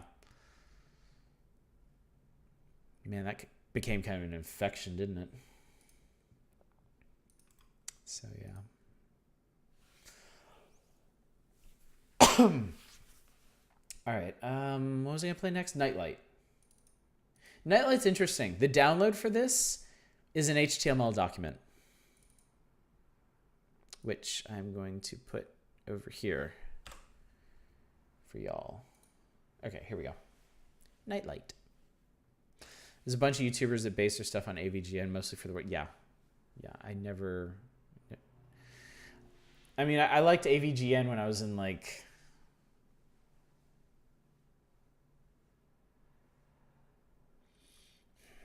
I liked AVGN for a very, very brief period. Like, I saw a couple of his videos where it was just kind of like, oh, haha, he's so pretend angry at stuff. And then I started seeing the ones where he's, like, talking about poop and stuff, and I'm like, this isn't for me. All right, this is like, wait, can I? Yes, Zoom is good. Apologies if this is going to fuck up the graphics or anything for it. The Cinemassacre reviews are much better than... Yes, yeah. I kind of wish he had just stuck to cinema. I like his cinema stuff. It's not like super insightful or anything, but like I do like listening to him talk about movies because he's just such a huge like movie nerd. And he's done some cool stuff like interview Joe Bob Briggs. Yeah, the game stuff is just, it's, yeah. New Pepsi Man episode had way too much effort put into it. Yeah, it's fun listening to dudes banter about movies, that's for sure. Do you guys, hang on. Do you hear that?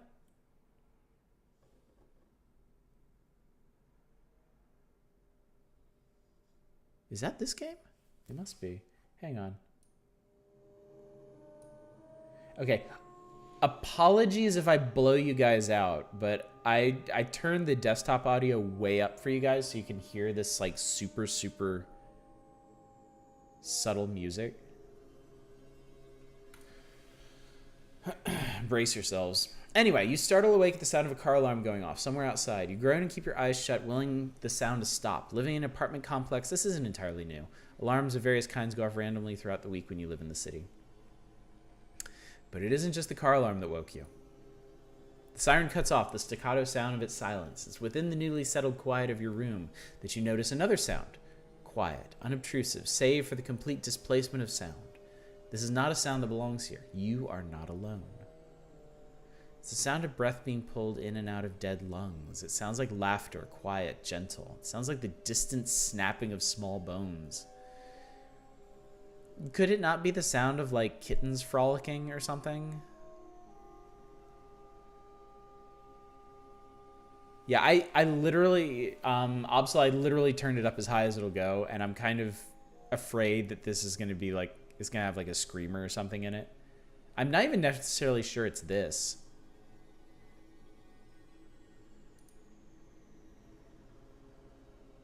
I'm not sure what exactly is playing music right now. Snapping of small bones. Okay, it must be this because it's at the same volume. Whatever it is lets out a steady rhythm of brittle cracks, snaps, and crunches. You feel the hair on the back of your neck stand straight, goosebumps making their way across your skin. The sound is unbearably tense. It makes you uncomfortable, and what's worse is that it means you are not alone. You have a guest. Greet them. You turn over in your bed, taking a steadying breath, and open your eyes. The layout of your room is a relatively odd one. You have your bed next to a window that leads out to the fire escape. Perhaps putting your bedside table right there below isn't the best or safest idea. And immediately across from that is the door to the rest of your apartment. It is through this window you can see that your guest has entered the room. I can click on either of these. I'm going to click on guest. Okay. The moment you open your eyes, a hot wash of putrid air wafts your way. The smell puts you on edge, causes the dinner you ate earlier in the day to ride against the confines of your stomach, but you dare not move. This seems really familiar. Is this from something? For a moment, you think this is some sick joke. The creature, whatever it is, looks like a deer, but it's massive. All that could fit in through the window, it seems, was its head and neck. The rest is still outside, unseen. Rad skull llama. What you can see of it isn't promising. Instead of a face, it's nothing but a vacant, leering buck skull now turning towards you. It's been waiting for you to wake up. You don't know how you know this, for the thing doesn't have eyes in the empty, deep sockets of its skull. Look closer.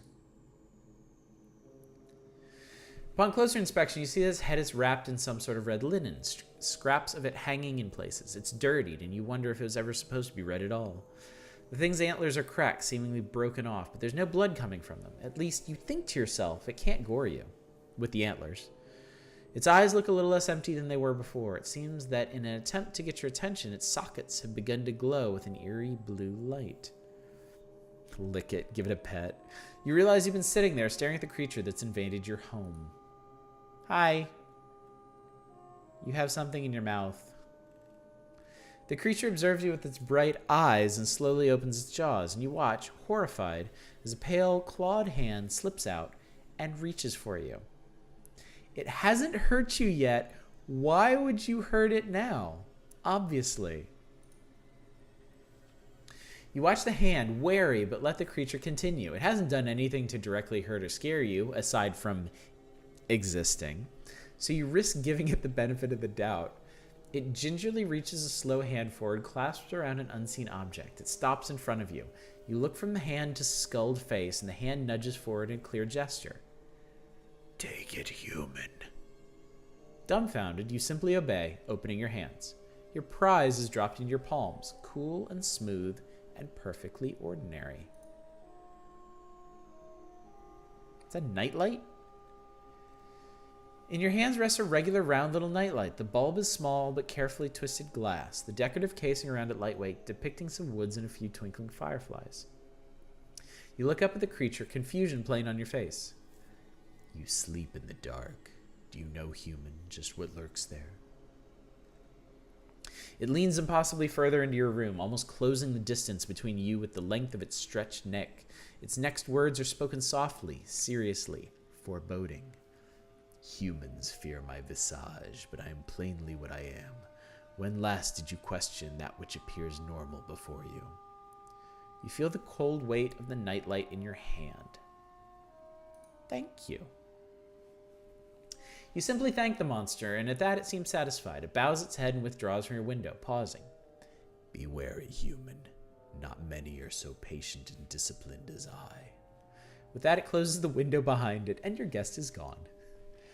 It takes you a few minutes to feel like you can, but slowly you stand up and make your way to the nearest and most open plug-in. You pause only a second and plug the little light in. You don't know what you expected. All it does is flicker on. It looks like any normal, albeit fancy, nightlight. But its light casts a warm glow, and that in and of itself is comforting. You hope distantly that whatever it's supposed to do for you works. You don't know if you can handle another encounter like this, another guest. Luckily, you don't have to. You're careful and sure to have the light on every night, and every night you sleep all the night through. In truth, you never slept as soundly. Interesting. His writing isn't bad. I mean, it's not Capote or Lovecraft. It's not bad. It's decent. Interesting concept. I got an ending. Let's do one more real quick. I'm just gonna kind of click through it. It's the sound of breath being pulled in and out of dead lungs. Guests, greet them. Rest of our apartment. Your apartment isn't a luxurious one. Outside the dark cave of your room, the apartment spans down a small hallway. Single bathroom, shower, living room. Also your dining room. Kitchen's a cramped one. Front door. It has occurred to you there are quite a few rooms away from escape. Your guest. All right, it's still you. I'm gonna run. The fear takes a hold of your heart, and before you can stop yourself, you've thrown the blankets off of your legs and are trying to bolt. The normal human response to this, the response that every single human being would have. You stumble up and out of bed, tripping for a moment, only for a moment. Panic seizes you as you hear creaking behind you. The thought of looking back crosses your mind. You look back for a glance, too afraid not to know, and you see the creature shifting in place. It doesn't make any attempt to go fully through your window. That would be a fool's effort. It would never fit. But you watch in abject horror as it opens its skeletal maw and two snake-like pale inhuman arms snake from the abyss of its throat. You stop looking. You crumple against the door, your hands are shaking, you can't seem to steady long enough to grip the damn thing. Your intruder doesn't have so hard a time. You look down as you feel something snake against your leg, and as you do, you see dirty, clawed, vaguely human hands wrapping around your ankles. You gasp as you hit the floor, kicking and screaming, but you aren't making a sound. As you turn to your frantic tantrum, is stopped dead by two round blue lights. A word. You are captive, and the creature seems displeased simply by the tone of its unnatural voice. Its hands grip you as tightly as it pulls you in closer. This may be it, you fear. Perhaps this is how you die, not surrounded by loved ones, but cold, in the dead of night, tragically silent, and alone in the clutches of some terrible monster. But it doesn't eat you. I have come far, too far in the land of men, far enough to be weakened and tired. Do not test my patience nor my goodwill. I come bearing a gift. At this, the creature retracts one hand and brings it back, clasped around something.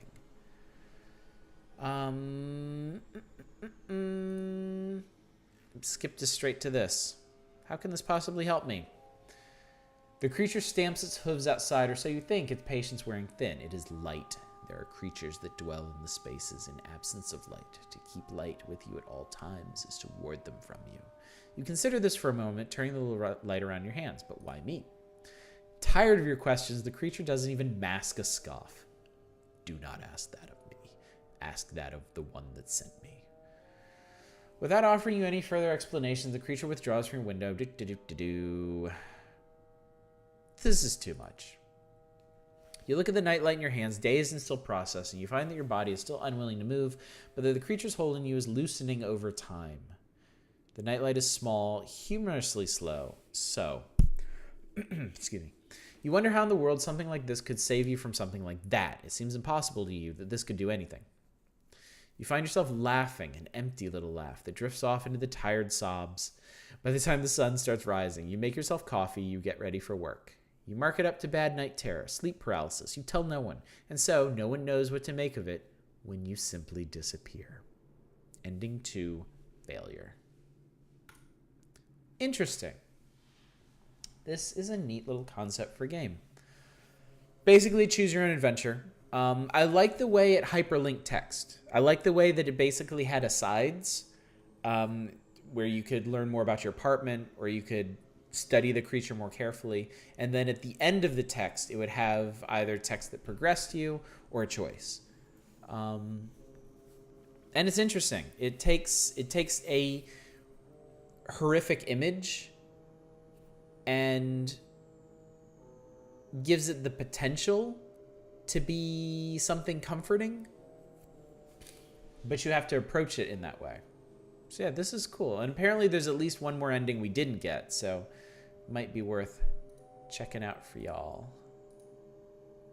Oh, and you can go back and forward. So it's got all the visual novel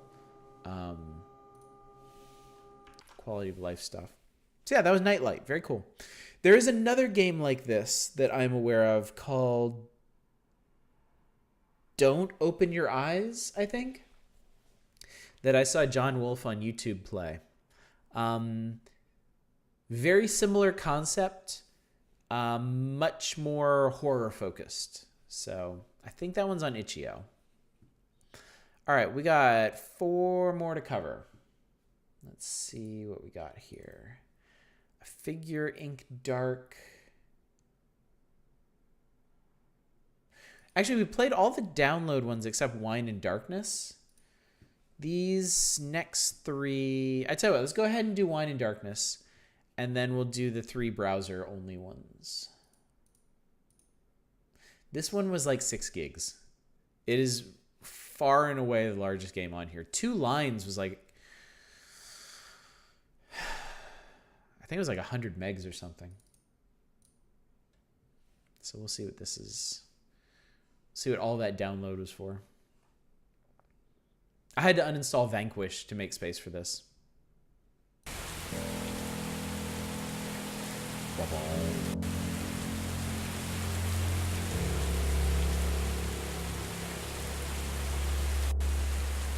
I got Neo Scavenger to play. Nice. I am like every night when I'm sitting around and I'm like, oh, I need to play this. I need to play this to review, or I want to play this. Neo Scavenger is always in the back of my mind. Like I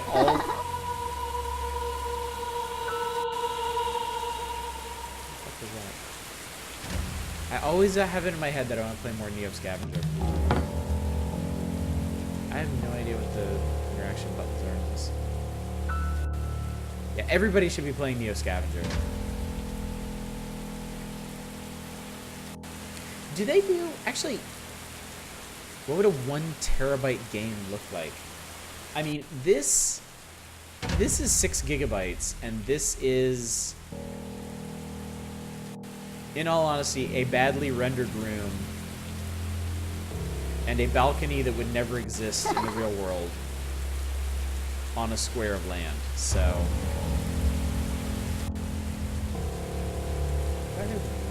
yeah, this is 6 gigs. This is 6 gigabytes. It's Unreal Engine 4. So I think it's kind of like oh, maybe I can't. Oh, there's a key. I'm an idiot. Okay. There's a whole house here. It's fine. Never mind. But yeah, I think it's just unoptimized Unreal 4. Is that blood? I can't tell because the floor is so, like, shiny. Why is there a gate in my house?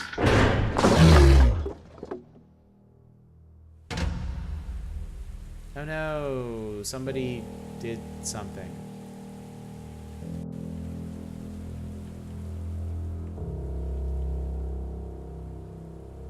If I could fill this game with enough cruft to reach 1 terabyte. It's a bunny. I love bunnies. Alright, I lit all the things. Somebody tore that shit up.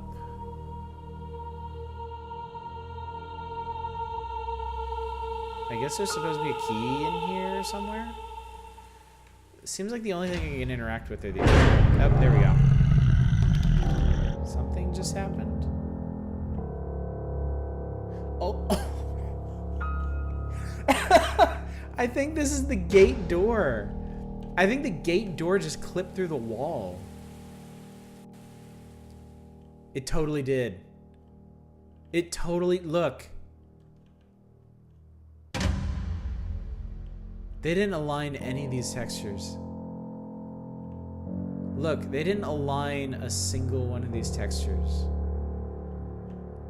They didn't even make the wall flush with the other wall. There's a space between them. That clip door is 200 megabytes. Andika, hi, welcome to the stream. We are playing Wine and... I don't know what this is. It's absolutely ridiculous Unreal Engine 4 game.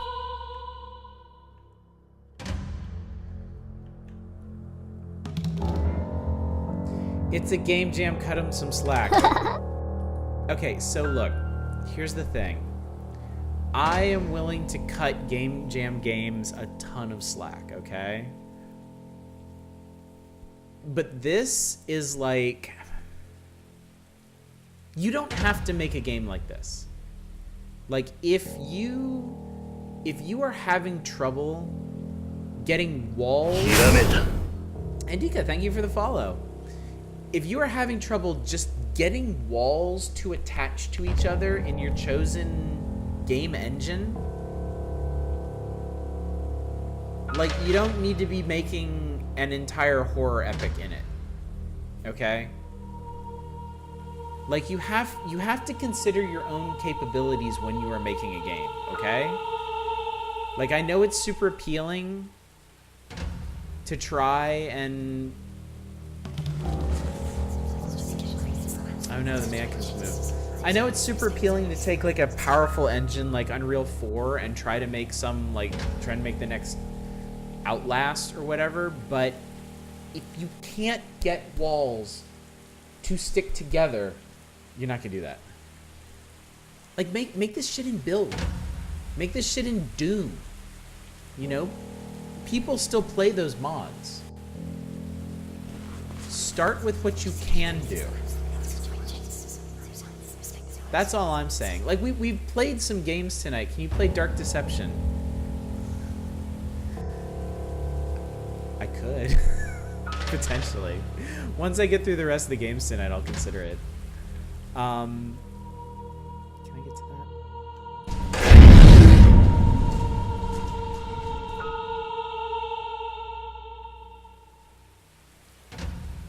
Like, we played some games of very small scope. Like, 2 lines is extremely simple. It's city, streets, and catwalks. Like, that's it.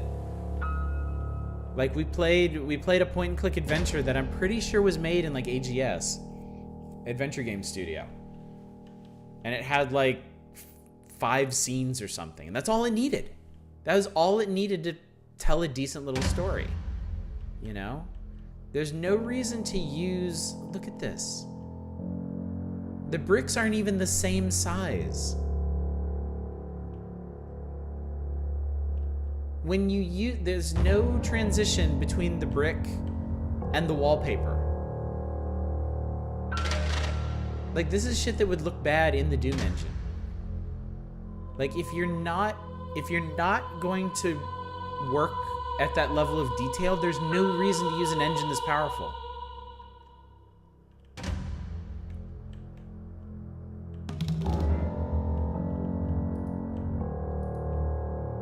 So yeah, sorry for the rant, but the thing is, I've given all the games tonight the benefit of the doubt of being game jam games, but if you're not an Unreal Engine guru, you shouldn't be making a game jam game in UE4.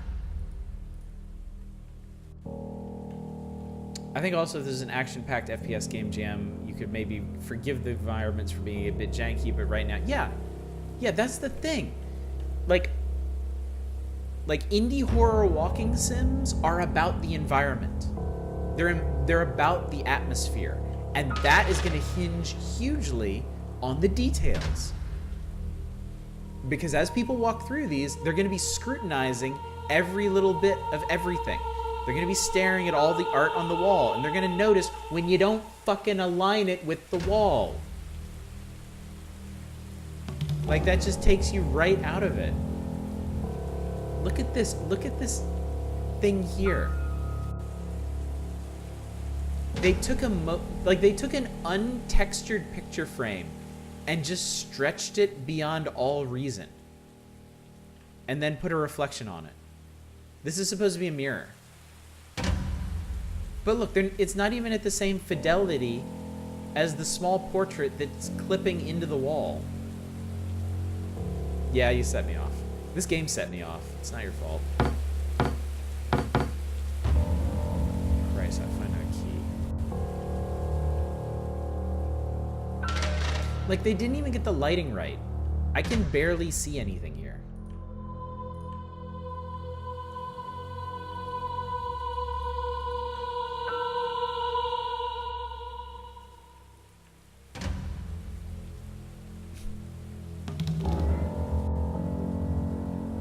Apparently this book has a very particular cut to it.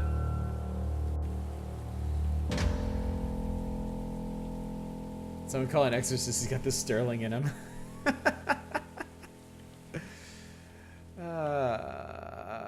What am I doing here?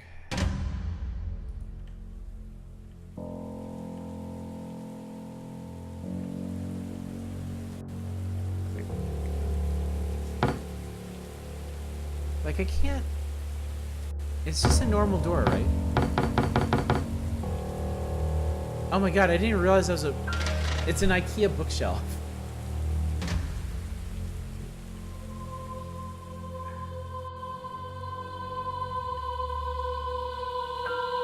I mean, there's no indication of what you're supposed to interact with.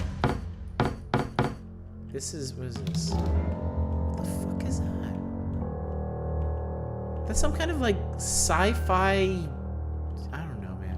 I have one of these for my vinyl. This makes me want to play Gone Home or something. I know, right? You know what? Let's play something else instead. This is... Escape don't do nothing. Alt F4 does, though. All right. Let's... Hang on a sec. Hang on a second. This game is make for Scream Jam is my FERT game in UE4. Just try to escape from the house to find the keys that the evil bunny have and resolve the pattern puzzles and burn the evil spirit. Have to upload the game to my drive because space limitation. Yeah, I got this from Google Drive. Because Itch.io wouldn't host a 6 GB file.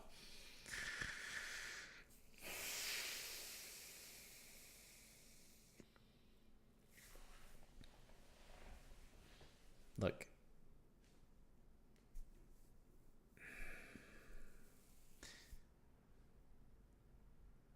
If you're gonna start with Unreal Engine 4, start with something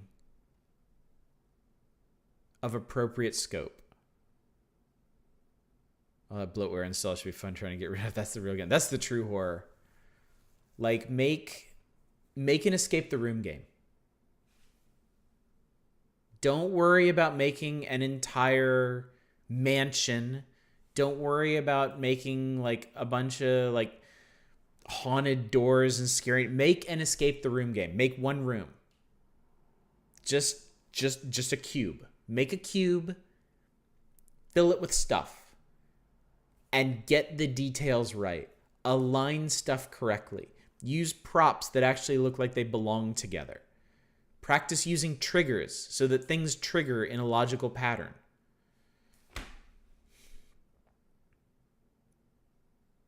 Like,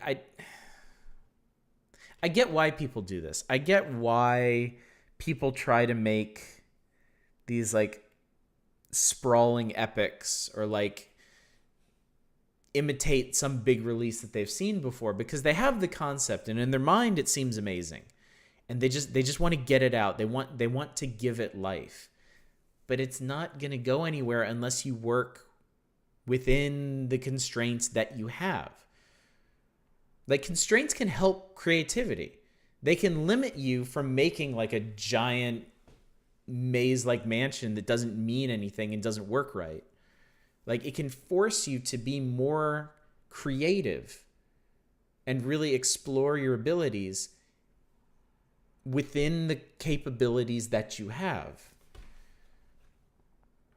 But I think a lot of people, like, they push past that and they just want to make their great game. They want to make the game that's going to put them on the map and everybody's going to be like, "Oh, wow, this is like something we've never seen before." So, sorry. What were we talking about? Come for the multiple browser toolbars. Who asked Jeeves still existed? Jeeves did. My only experience making inferior 1942 clones on Game Maker. Can I make a MMORPG shooter hybrid? Stuff cube. Do you dare enter the cube of stuff? It's just my garage. All right, that does it for the downloaded games. We've got 3 browser-based games to play. A Figure Ink Dark, Graceland, and Between the Veil. So let me grab those. Because I have them open over here. All right, so here is A Figure Ink Dark. I think we're going to need to, yeah. This is the game right here, just in this little scrolly window. Oh, and I need to go back to, so I can see you guys. Between the Veil just sounds like a shitty metalcore band. Well, wait till you see the game. Figure Ink Dark. Developers note this game features random events. If something says risk in the option, it most likely includes random events. Begin. Nobody seems to talk about what happens in Oak Hills, a nice little suburb in Portland to everyone else, of course. You'd always head down to the rec center after school with your friends. Oh, this is like that other game. You can click on the hyperlink text. Everyone seems to talk about the happy things in Oak Hills. The thing on your lawn seems to be strangely absent from conversation. What's the thing on our lawn? I have to go to work and face a true horror. Another day at work. See you later. All right. Thanks for coming out, Cornudo. And keep your eyes open tomorrow for the nominations for our June Reader's Choice reviews. I'll be putting that up around noon Pacific. You guys will have 48 hours to nominate roguelikes for me to play next month. It arrived 3 days ago after your parents went out for dinner. When the thing stood, it was an immense figure standing no less than 4 heads taller than you. The exact shape of the figure was shrouded, however, due to them being wreathed in a cloak as abyssal as the darkest of inks. It just sat there, silently. It was horrible. You knew what was coming next. It explains why you're in the treehouse. What are these? It arrived 3 days ago after your parents went out for dinner and never came back. You don't remember much about that night. You were tired after soccer practice, so you know it was a Saturday. You went to sleep early. You woke up to messages on your phone. Something about the moon looking beautiful. Unknown numbers.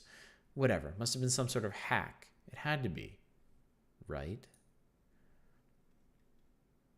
Sat there silently. Ooh. Cool. Quickly Googles Bubsy roguelikes.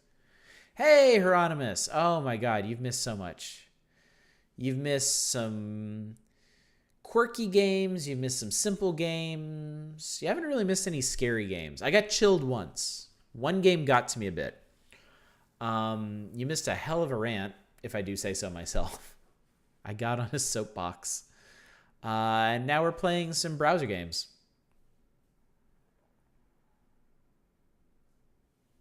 Yep, all these games were developed in a week. But while I'm more than willing to give these games the benefit of the doubt, there are certain things that I don't think can be excused. And that wine game That wine game did it for me. You're sitting by the window, huddled in thin blankets with ragged breath and filthy clothes.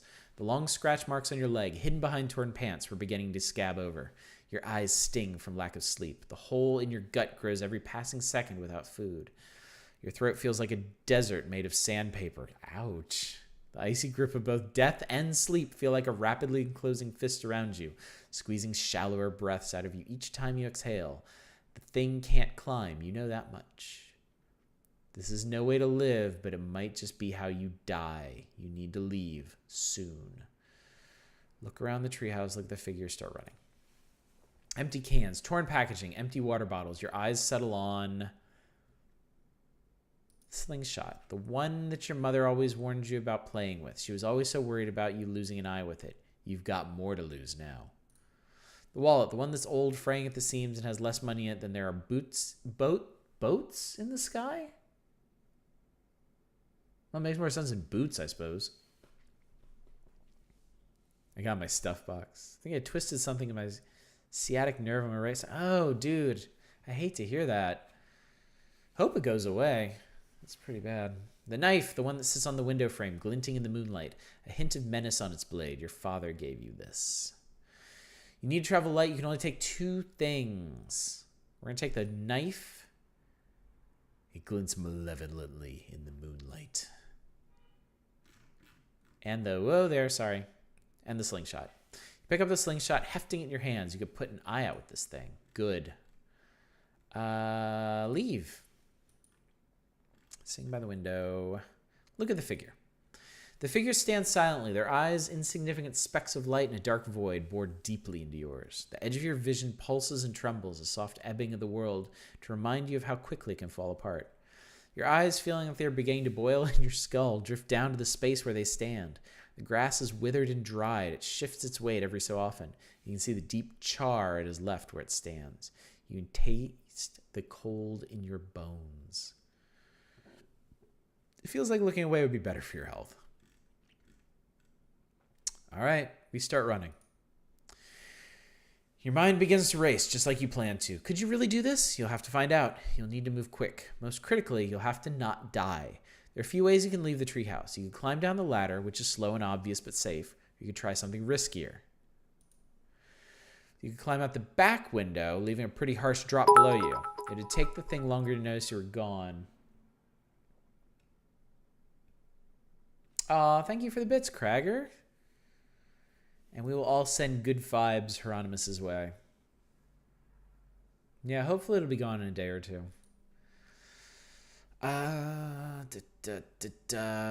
Climb down the ladder, climb out the window. Let's create a distraction using the slingshot. You reach around your pile of rubbish accumulated over the past days and pick out a number of things. Can I just pause for a second? What an interesting concept to start the game from. The insinuation that something is amiss in your hometown, and then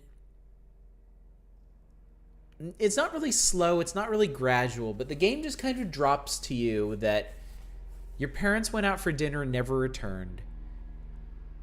There is an absolutely oppressive, deadly presence in your yard of unknown origin that has driven you into your treehouse where you've been holed up for days and you're now at risk of starving to death. That's a pretty unique opening for anything. I can't think of another piece of media that has had quite the same feel as this right now. One thing that amazed me about Night of the Living Dead was how scary it made the ordinary slow zombies. That is, after years and years of fast, dashing, slayering zombies, like, it is pretty amazing to go back to those movies that actually made, like, the shambling hordes fearsome. Eventually you settle on something simple, a bottle cap. You place in the slingshot, hands shaking and vision blurring every step of the way.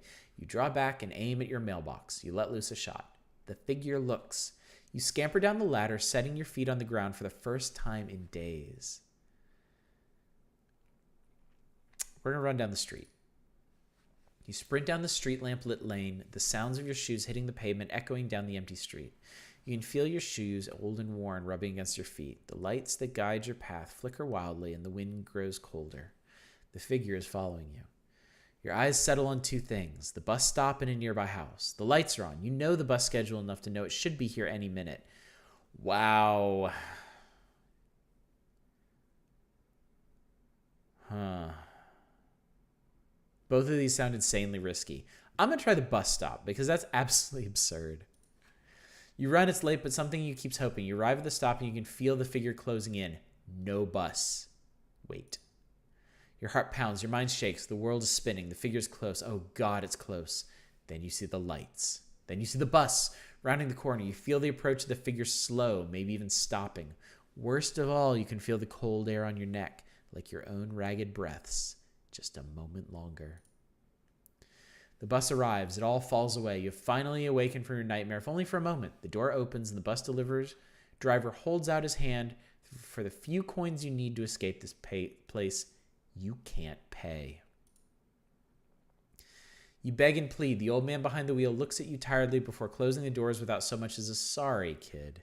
The bus drives off, leaving you behind, alone. Not as alone as you'd like, though. The cold returns fast. You feel the claws on your back. You can't keep breathing. You turn, horrified. You look, paralyzed with fear. A figure, ink dark. The world is shaking. Your lungs feel like collapsing. Everything goes dark. I gotta say, the writing in this is pretty good. You have a question for roguelike nominations. Only roguelikes I've really played are Binding of Isaac, Spelunky, and Gungeon. Is this a roguelike? It's called Skyrogue. It has to be. Oh, yeah. Definitely. Whoops, there we go. Hi, everybody. This is Skyrogue. It is a Fushi roguelike action flight simulator. Blow things up over land, sea, and air on an infinite number of procedurally generated islands. Go toe-to-toe with enemy aces or assault giant flying aircraft carriers. Watch out for volleys of missiles. When you die, you're dead. This has, for me, the two main elements of a roguelike.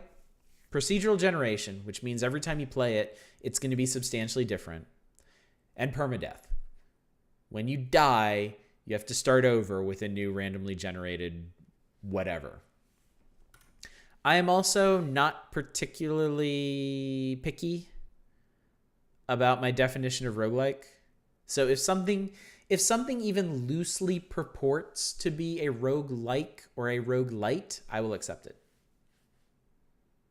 You die in real life as well. Yeah, this is fine. This is great. I've actually, I think I emailed these developers once to see if they would give me a key because it sounded really cool. They didn't, but I have no problem giving them money to give it a try. This game took 5 days to complete. It was made for the Scream City Game Jam. Yep. This has 7 endings. All right, I'm going to run through another ending real quick. I want to give it another try. Rec Center. Once you got used to moving here. You didn't really want to move here, but it happened. You moved a lot thanks to your mom's job. You were born over in Canada, Toronto specifically, before you moved here. Luckily, being a loser with no friends made leaving pretty easy on you. That doesn't matter, does it?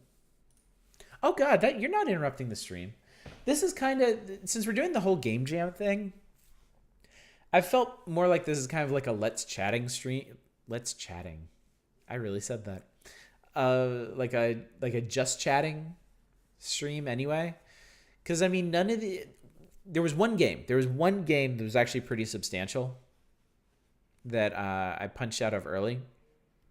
Other than that, it's just been playing these little snippets of games and commenting on them and talking about other random stuff. Also, other stuff about nominations. I'm gonna set the price limit at $30 because I checked. That should allow for every single roguelike on Steam except one.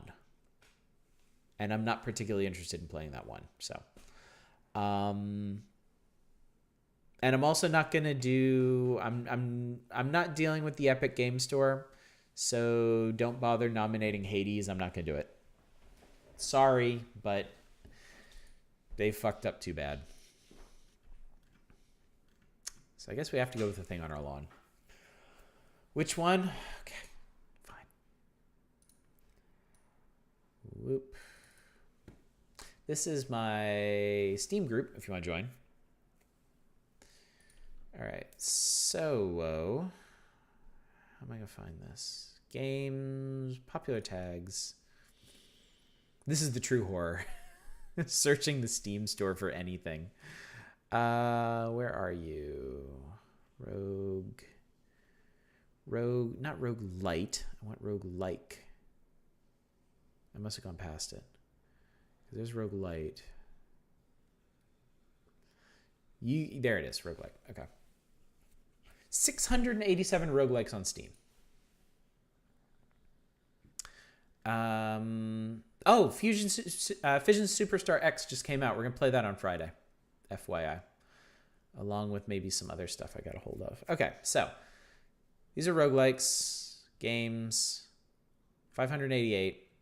Sort by highest price. It's not the Daedalic Giant bundle. It's this. Toho Genso Wanderer Reloaded. It's $35. It is, as far as I know, the most expensive roguelike on Steam. Bacon Copter, you're not very charitable about this, are you? I mean, it's Toho Project. I actually like those games. The Shmuppers. I was a pretty big fan of.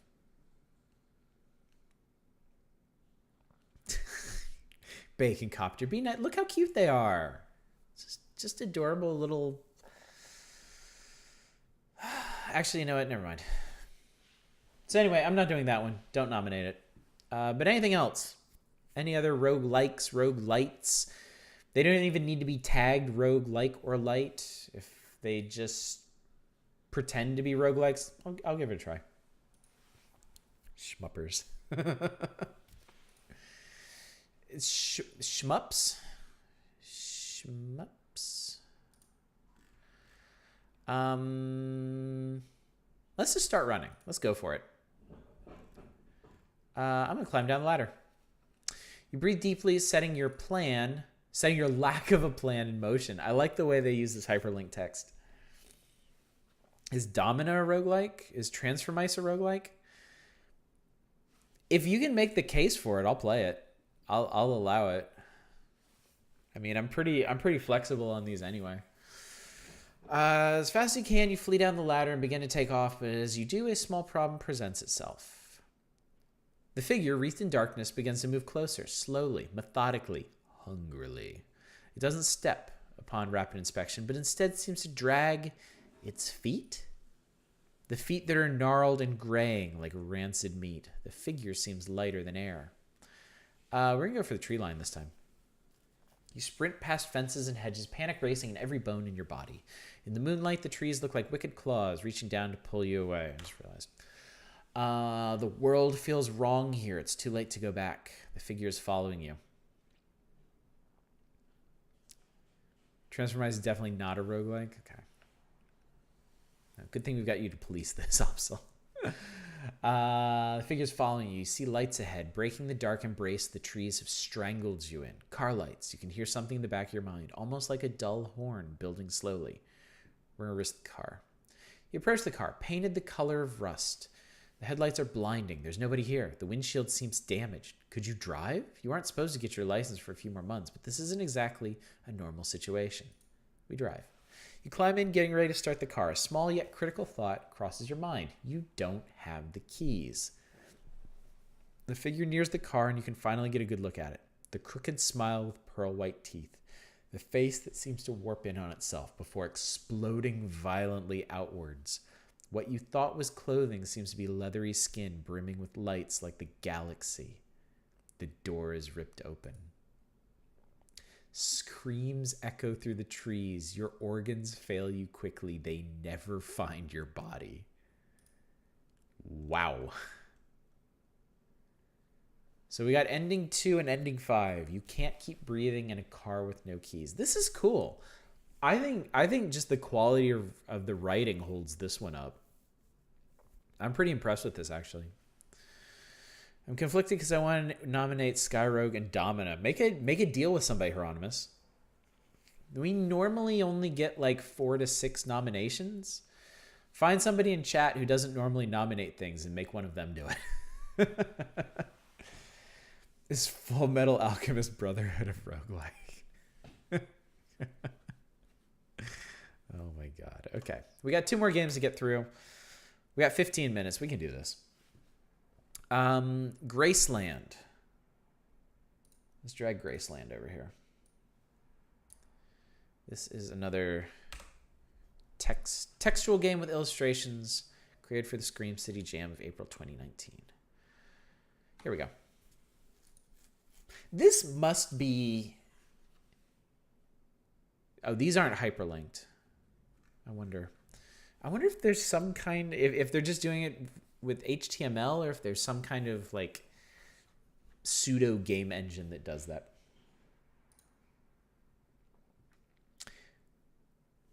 Can Rogue be submitted? Anything. Anything on Steam or the Nintendo Switch that's not more than $30 that can be considered a roguelike, you can nominate. And Rask, you do not have to be a patron. Anybody can nominate games. So yeah. It's open to everyone. I think you're gonna need a Patreon account, but you don't have to pay. You don't have to give them a credit card or anything. You just make an account on the site so you can comment. Yeah, I'll put up a post tomorrow on our Patreon page, calling for nominations, and you just comment the game you want on there. It's too bad Legend of Necrodancer Crypt of the Zelda isn't out yet. I might just do that one of my own accord when it comes out because I'm really excited for that. I'm gonna be doing. Let's see. Well, in June, Super Mario Maker 2 comes out, and I'm definitely getting that. So if a game is big and exciting enough, I'll just do it of my own accord. You don't need to go through the nomination process for it. Shit at Necrodancer. You and me both, Bacon Copter. I'm terrible at that game. Okay, anyway, Graceland. I'm caught between standing up or remaining seated at the bus stop, frozen in place, captured by indecision. This neighborhood is still busy even this late, and there are others at the stop with me. Lincoln Park, a green space in the heart of the city. Herbs in Hordo, Chicago's motto, spreads out somewhere behind the stop. I think about the animals pacing in the zoo, pacing in their enclosures. When I got here, an elderly lady had been sitting on the bench next to me or chatting odd in that soft, peculiar way that creeps into the words of people old enough. I am very tired, she had said. I am 92. 92, you know? I need to put my old bones to rest. I had felt a certain worry for the small woman, her aged frame shrunken and waiting patiently at such a late hour for a bus. I'd wondered who the hell would even let a 92-year-old lady out of the house at night. Do you not have someone you can call to take you home, ma'am? I had asked her then, leaning in a little. She'd waved a pale, wrinkled hand. Oh, no, my son is waiting and my grandchildren are all very busy. They cannot come. Don't you worry, dear. The bus should be here soon, any time now. The others at the bus stop, their figures framed by the street light lamp, had not intervened or interacted at all, seeming not even to notice. Their lack of care had irked me, but their silence, even among each other, hadn't been rising my expectations to begin with. Then, when steady steps on the sidewalk had approached, closer and louder by the second, I had looked up.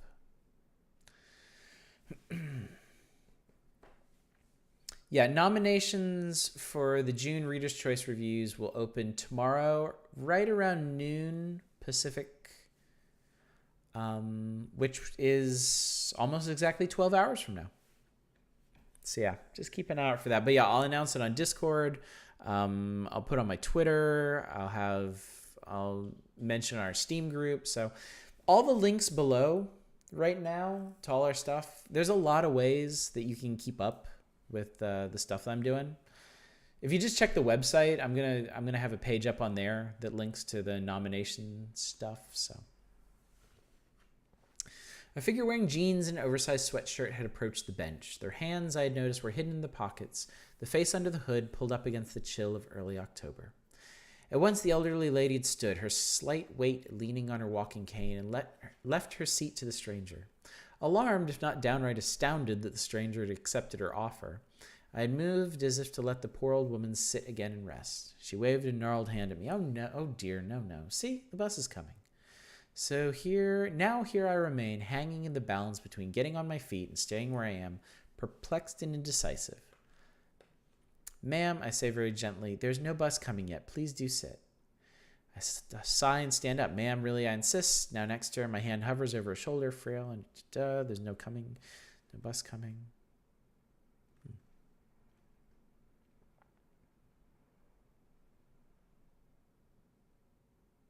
So there's 3 characters now. There's our character, there's the old lady who stood, and then the stranger sat. Okay.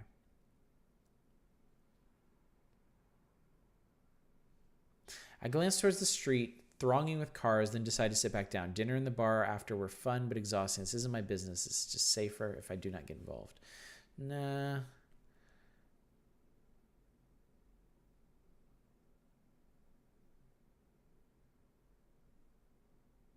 Let's try this one.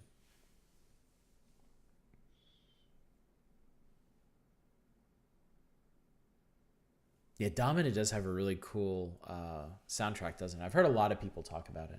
Haven't actually experienced it myself yet. I hear the sound of an engine. I look up towards the street. The bus lights cast bright cones and marked shadows on the concrete, and I squint against them. It is empty. Its interior lights darken, and in place of the line number in the window, a flickery LED sign displays "Not in service." See, dear, time to go, the old lady tells me, stepping forward. The mothball and decay smell of her fades, and I watch everyone else at the stop as they crowd towards the doors yawning open. I frown. I want to ask what number the bus is, but I do not. None of them look at me, not even the old woman, whose white hair is combed in a neat coiffure. Startled into action by this nonsense, I move forward and place a hand on her shoulder. Who let her out alone at this hour anyway? As soon as I touch her, she stops and turns. I place a hand on her shoulder. Okay. I do not like the way she turns towards me. Her eyes, caught in a spiderweb of wrinkles, are large and sunken, watery. The smell is more of a stench now, like all that nice clothing hadn't been taken out of a musty wardrobe since half her lifetime ago. A few other people turn their heads in my direction, staring as if I've been harassing the old woman. At once I remove my hand and quickly take a step back. I do not enjoy meeting their gaze. When is it ever comfortable locking eyes with strangers, especially on or around public transport? A dissatisfactory, discomforting look into their white sclera, their dark pupils, and intrusion.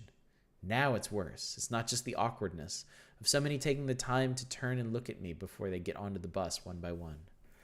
It's that they look inquisitive, as though they've almost trying to place some sort of blame on me, displaying a strange annoyance on their shifting features. But all of them after that display return to ignoring me and continue filing onto the bus. When the elderly lady is on the bus step, she pauses a moment to turn to me a last time. Do try to catch the next one, dear. It's important. The doors slide closed and I am left alone, except for the hooded stranger. Alone now at the bus stop, except for the person in the hoodie, I stare outward at the street so I don't have to look at them. Pretending you're alone in situations like this is an urban survival technique. The night is darkening. I glance up, thinking maybe there are clouds blowing in off the lake. The chill in the air seems to deepen, and I find myself thinking about snow and shuddering. Party dress be damned. Too early for snow, surely? I cough against the dry chill, looking back out at the street. There are fewer cars by now. This seems strange, even late as it is. Lincoln Park is one of those neighborhoods which never seems to sleep. The darkness presses in, and the cold. The voice is so quiet that at first I think it might be in my head, not a real voice at all. Sarah.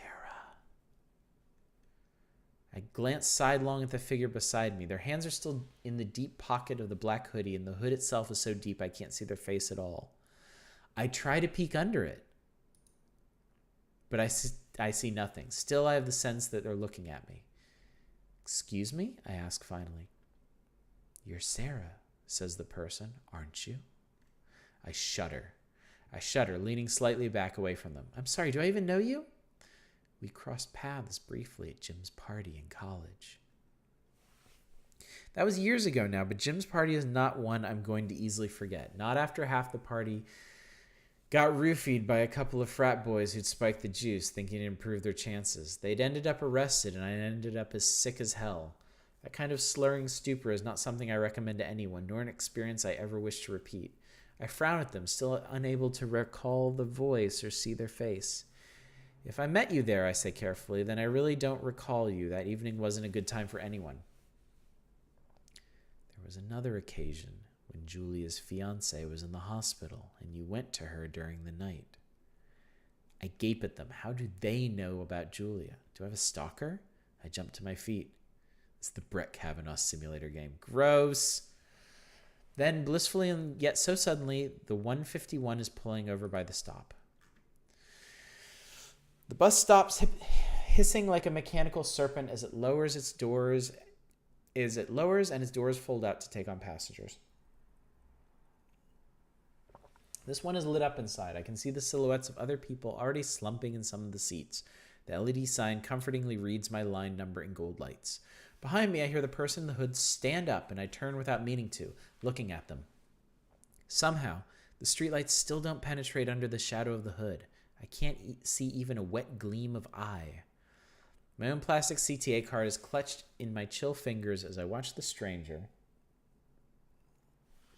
my stalker, walk towards the bus I'd planned to get on to escape them. They pause at the steps. "Isn't this your bus?" they ask me without turning back. "You shouldn't miss your ride. It's important." And then they mount the steps and vanish into the interior. The driver looks at me, typically impatient. I hesitate, frowning. There's another bus stop a few blocks away up the street. If I just start walking, by the time I reach it, there should be another bus coming along to get me. Waving the bus driver on, I turn and set off in that direction, walking north. Due to the jam's time restraints, this branch isn't completed. It will be continued and concluded once the jam is over, but for now we advise that you pick another option.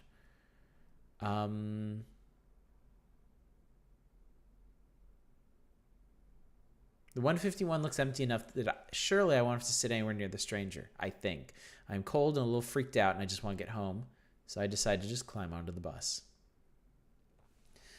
I clamber onto the bus, pausing to swipe my transit card. The machine beeps confirmation almost before it does. The driver's already shutting the doors. I stand at the front of the bus, staring at the rows of seats. The bus jerks as it pulls away from the curb and back out onto the street, jarring me so that I almost fall. There are other passengers, at least. I see a well-dressed older gentleman with a bowler hat on his lap and a cane leaning on his knee. A young girl in braided pigtails kicks her feet beside an exhausted-looking woman with hair the same color. Others, one here and two there, but the bus is barely a quarter full. At the very back, I spy a hunched, dark shape, which has to be the stranger in the hood. A prickle of fear touches me at the sight. Yay, bowler hats. All right. Suddenly, I'm angry. I stride to the back and take the seat across from the stranger in the hood. I go to my usual seat just in front of the middle door of the bus, closer to the other passengers. I take the first seat behind the driver and hunch in on myself. Excuse me. I suppose it is getting late here. Someone else has my sense of fashion. Nice. As long as you're out looking for the next big thing, a bowler hat will serve you well. Let's avoid this thing.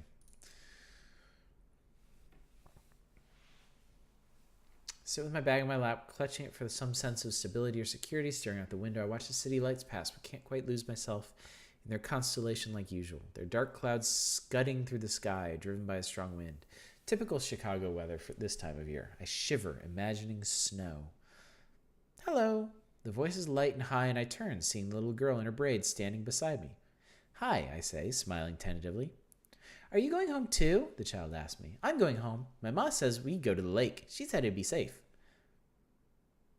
Her face creases with childish disapproval or disdain. I laughed a little. It's safe if you're careful, I tell her, and listen to the grown-ups when they tell you where you shouldn't go swim. Her big eyes are solemn as she listens, and then she shakes her head. It wasn't safe at all. It hurted at the lake. She brushes her hand down her calico skirt. We forgot my new skirt and my shoes pinch, and my da wasn't there. She pauses. I think he'll be there when we get off the bus, but Ma won't say. A querulous voice rises. Ada, get your narrow self back here and stop bothering that lady. She ain't gonna want to listen to your chatter, not night like this one. I turn. It's all right, ma'am. She can stay if she likes. Actually, I'm a little grateful for the interruption. I flap my hand gently at the girl. Go on, you should listen to her. Sorry, ma'am. Ada mutters at me, downcast, dashing back to her mom, braids flying. I sigh and sit back against the thin upholstery. Looking out the windows west, I can see a sullen sort of glow in the sky over that way, light pollution on the clouds. Staring at it without interest, I hear the older gentleman muttering to himself and cackling in that slightly cracked way old people get sometimes. I pick out a few words from his ramble: Chicago, ruins, fire, credit. But then tune him out too. Looking east instead, I watch as the trees of Lincoln Park whip past. Between them, I once in a while spot a glimmer of light on the lake's blackness. What did Ada mean it hurted at the lake, I wonder, but then I dismiss it. Maybe she fell or something. Children are always hurting themselves. It's good that you didn't miss your bus, Sarah, says a voice, the tone curiously flattened. I glance up and see that the stranger in the black hoodie is sitting across the aisle from me. My pulse speeds, but I don't answer. The hood turns, apparently looking out the window. I cannot see their face in the reflection on the glass either. Did you know that the south end of Lincoln Park was once Chicago City Cemetery? They ask softly. They moved the bodies to Graceland, but not all of them. Not all of them. Excavations in the park still turn up bones. This game's called Graceland, by the way. I'm silent, staring dully at the empty black hood. The great fire came, and it destroyed all the markers, you see. The figure continues. The hood swings back towards me. It's not a night to be out on your own, Sarah. Not in this place. Did you know that Lincoln Park wasn't from Lincoln Park? A bunch of posers. My God. My skin crawls. None of the passengers are even looking this way. I might as well be alone with the stranger again. Suddenly, I want to see under that hood, but the idea of it fills me with a strange sort of dread, too. The darkness of that hood is unnatural, unnerving. Fuck, this is ridiculous. I frown at it, trying to catch a glimpse of what's underneath. The bus's lights glare all around us. By all accounts, I should be able to see what's under that hood, but I don't. It's black. The traits of the face that should be there, a man or a woman's, are blurred away, and thoughts of dread and unknowable grimness intrude into my mind. I picture myself falling asleep and never waking up, wrapped in a hypnotic cocoon. I imagine and immerse myself into the fear of not knowing if my eyes will open again, of being able to tell you that I survived only after the fact, only when you're awake again. That's how the alcohol poisoning felt many years ago. I can only tell because I survived it. I shudder and suddenly jump to my feet, my skin crawling. My sight is trembling, and not just for the bus's vibration as I totter to the driver's side. The sky ahead of us glows orange, and bright particles swirl down like snow or cinders. The driver barely glances at me in the rearview mirror. Sit back down, he instructs with terse apathy, the tone of a man who says similar things all day, every day. I stare at him, gripping a handle. My mouth works, and I stare through the windshield at a night gone dark and hazy. I can barely tell where we even are. This stops at Irving Park, right? Graceland, he answers, and I blink. Stops don't have names, not bus stops anyway. Does he mean Graceland Cemetery?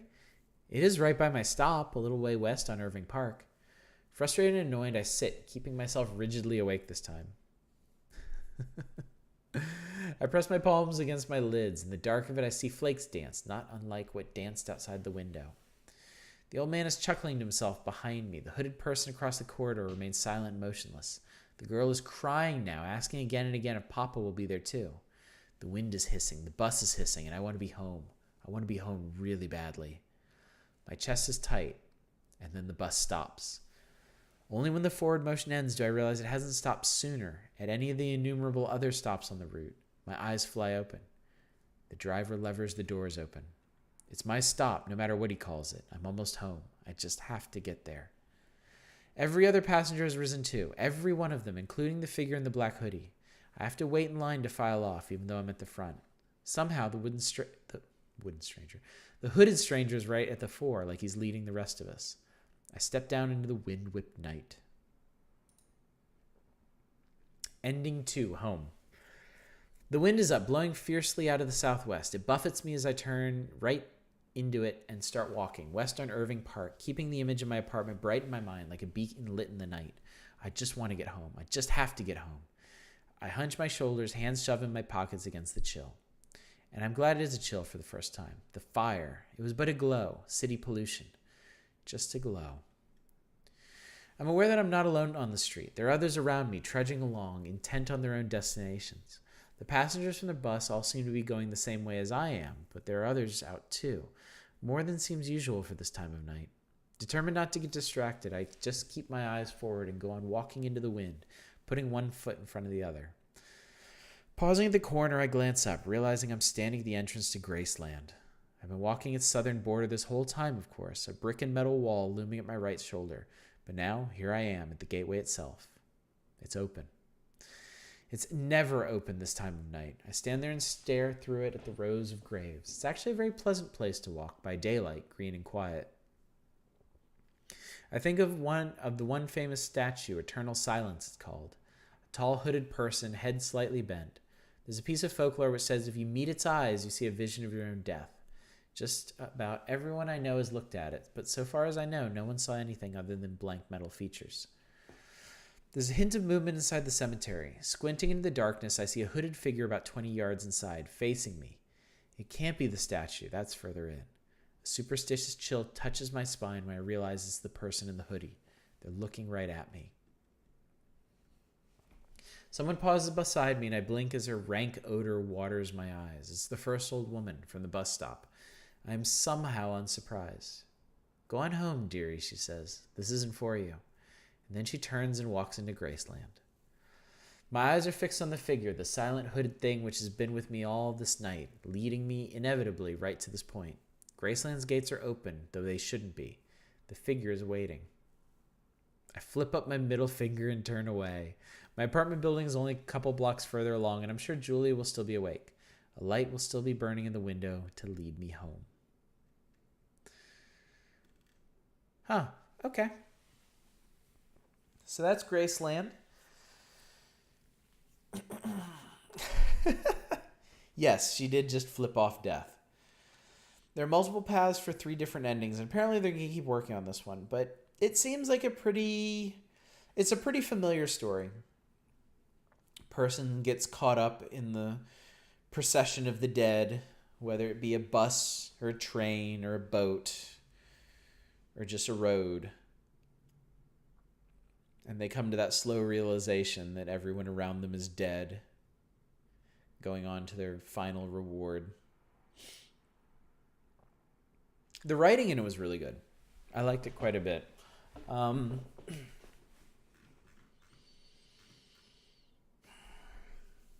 Yeah, no, it felt very familiar to me. I feel like I've read this kind of story more than a few times in the past. Seen it in games as well, so. All right, we got one last game, and we're already 10 minutes past quitting time, so we'll just do Between the Veil, and then we'll call it a night. All right. Between the Veil, I think it's just this. It's a game about a young girl who just made friends with the wrong crew. It's based on a real story about suicide here in my hometown. So brace yourselves for that.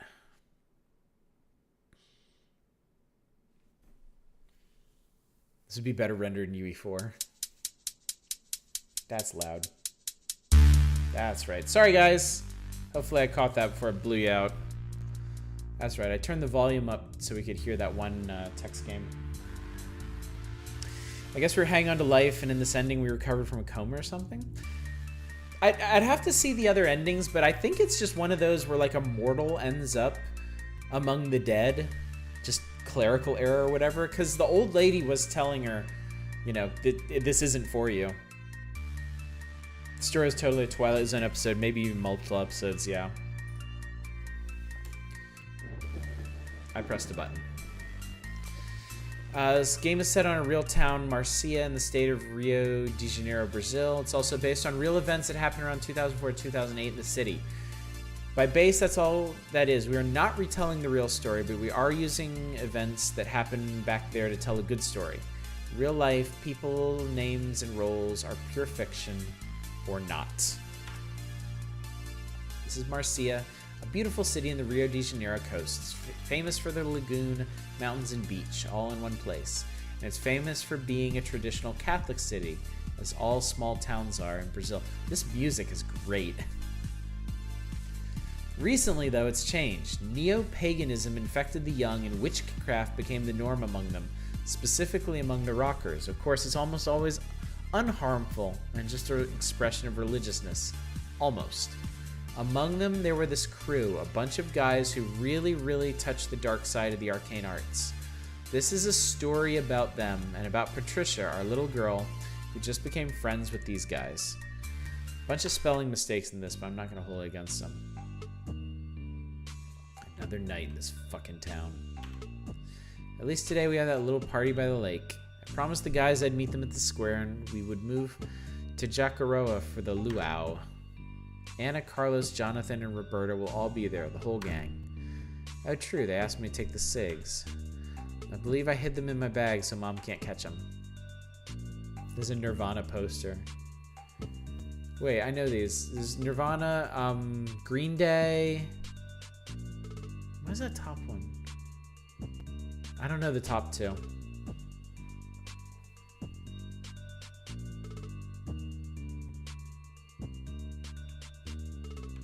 The controls are, it looks like A and D to move around.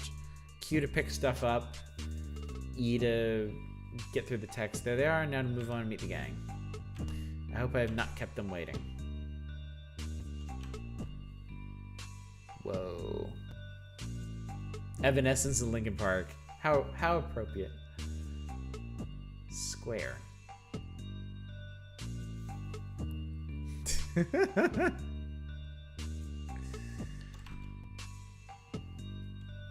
Anna, 16 years old. Hey guys, how you doing? You're late, bitch. What took you so long? Mom's home, so I had to give her attention. You still have to take care of mommy? What a baby. Yeah, right? Come on, guys. We've all been there. Let Patty deal with her things, okay? Whatever, just hand the cigs because I'm dying for one.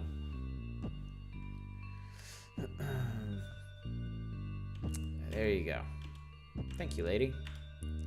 Everything about this is pretty rough. Like, the animation is super inconsistent in its timing, which makes me think whatever game engine this is running in is just choking out. What about this luau thing? We're doing the thing by Nora's house. It's gonna be fun. Sure, it's all set. Cool. You have a weak heart, do you? Why are you asking? You didn't know back in the day when this hell of a town was just a farm and horse shit, there was this Indian man that lived there. This random guy murdered him, like cold-blooded murdered. Wow. Since then, people see his spirit haunting the ghosts. Ghost alert. You're gonna be staying very close to his death site during the luau. You guys are freaking me out. Come on, child. Nothing's gonna happen. It's just stories. Nora is a powerful witch and likes us. We're good. You sure? The big bad vampire is gonna protect us from the big bad specter. Alright, I'm gonna kind of click through this.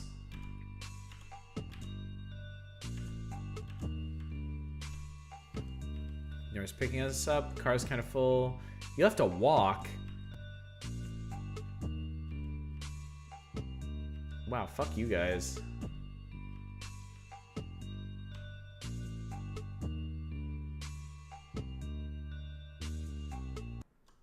I can't believe they just did it to me. Like, walking from here to Jacaroa, that's just insane. Worse, I couldn't find any place open to buy booze for the party, and I don't know if I'll be able to get some on the way. This is certainly not going to work. Call me a baby again. I mean, he has my age, but so much more than I am right now, and I have to do something fantastic. Like the coolest among the coolest kids to walk with. Can't screw this up right now.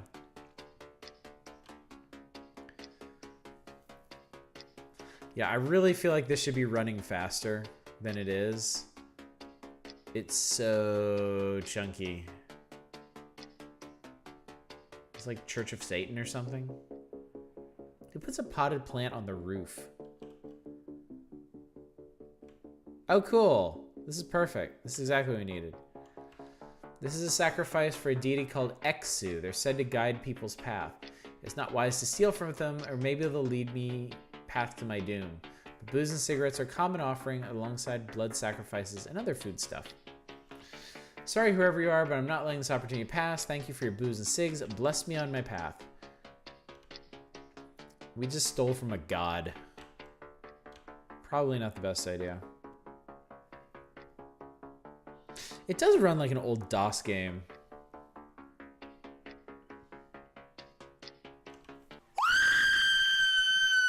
Sorry about that.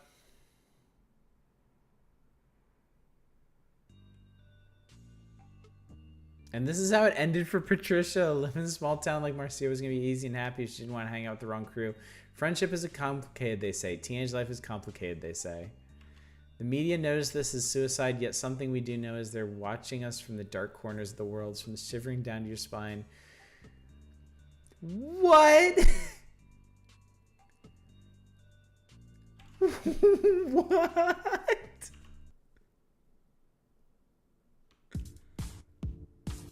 What the fuck just happened?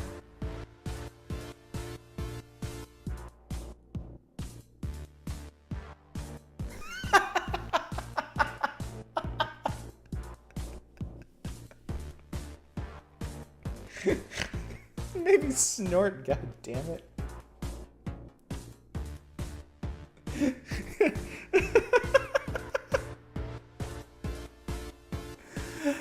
Oh my god. I can't deal with it. Okay. Okay, to recap. So this one was like, okay, this is based on true events. It's based on something that really happened. We use it as inspiration for something that happened in this town.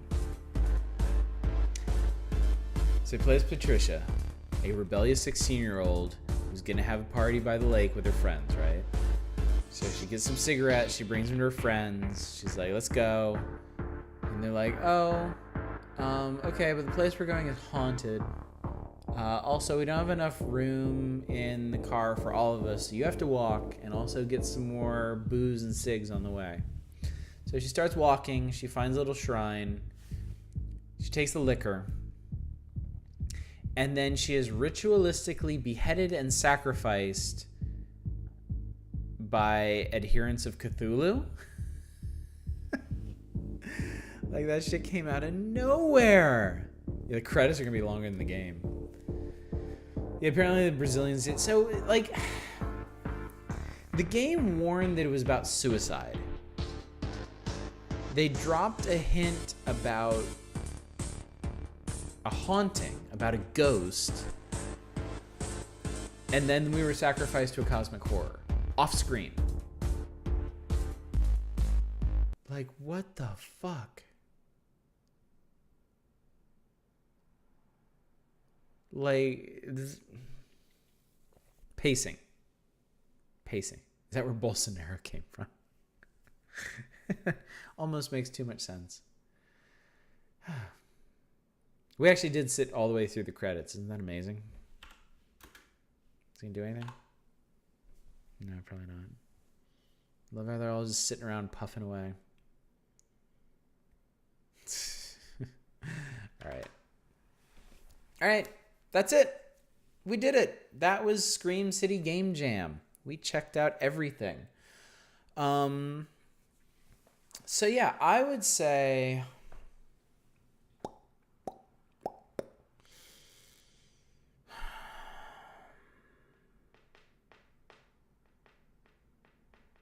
probably the most interesting game among them was Scotch Broom. Because it really, it seemed to have a lot of depth to it while also being surreal enough to be kind of hard to follow. It's past 3:15 a.m. where I am. Rask, I really appreciate you staying up with me. I really appreciate all of you staying up or getting up for these streams. I always feel kind of bad that I stream at such an awkward time for everyone. And someday I'm going to get on a more normal schedule for this. So, but I do appreciate it so much, you guys. Ghostly Repo seemed like a pretty neat concept for a game. I think they could easily flesh that out into a full game. Kidnapped was also a really cool concept. I just don't know how they would make a full game out of that unless it was a very, very, very long kidnapping across many forms of transportation. Reply Draw is just insane. Like, totally nuts. And I kind of liked it for that. Wine and Darkness was definitely the worst. I have problems with that one. There are a bunch of really text-heavy ones. Nightlight, A Figure Ink Dark, and Graceland. I thought all of those were pretty good. The writing ranged from okay to great on those, honestly.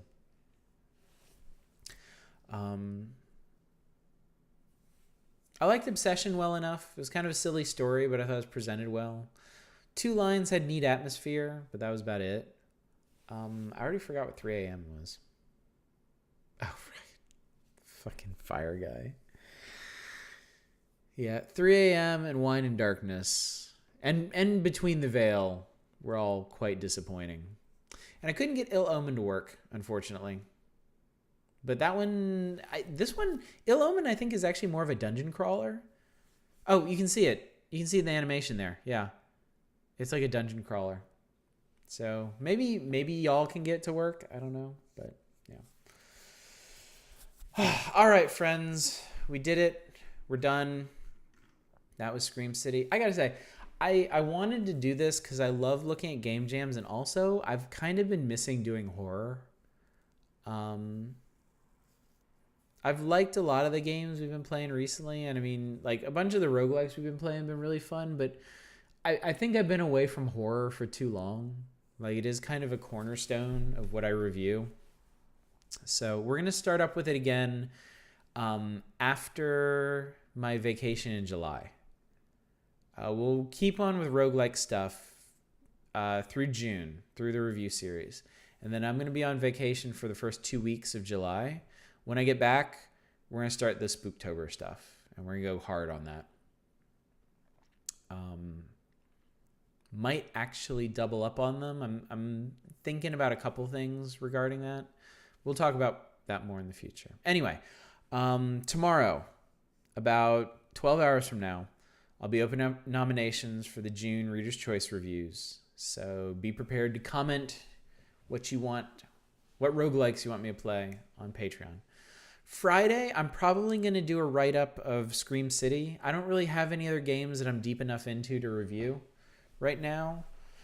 So yeah, I'll probably just do a roundup of my favorite games from this, or maybe just a quick synopsis of everything. And then Friday night stream, we're going to do Fission Superstar X, more Hypnospace Outlaw. Not sure what we're going to do in between. Could be anything. I'll let you know. Saturday, more Evo, The Search for Eden. We're doing a full playthrough of that on the Super Nintendo because it's actually more fun than I remembered. Definitely don't miss that. Catch up with the VOD on Twitch if you didn't catch the first one. Yeah, Bacon Copter. I'm super excited. Yeah. And for anybody just joining us, our next marathon, our next primetime marathon stream, May 31st, 9 a.m. to 5 p.m. Pacific. So if you're one of those poor souls that this is a really terrible time to be watching me, clear your calendar for May 31st. And we're going to spend 8 hours streaming something. I haven't even decided what. Evo, the search for hundreds on eBay, right? All right, guys. Thank you so much for coming out tonight. Thank you so much for the subs, for the follows, for the companionship, just for being there. I really appreciate it. I'm glad I can be here for you too. Like little family here. All right. I need to get some sleep. All right. Yeah, hopefully I will see you all on Friday. Hopefully I will see your nominations tomorrow afternoon. Until then, as always, y'all take care. Have a good one, everybody.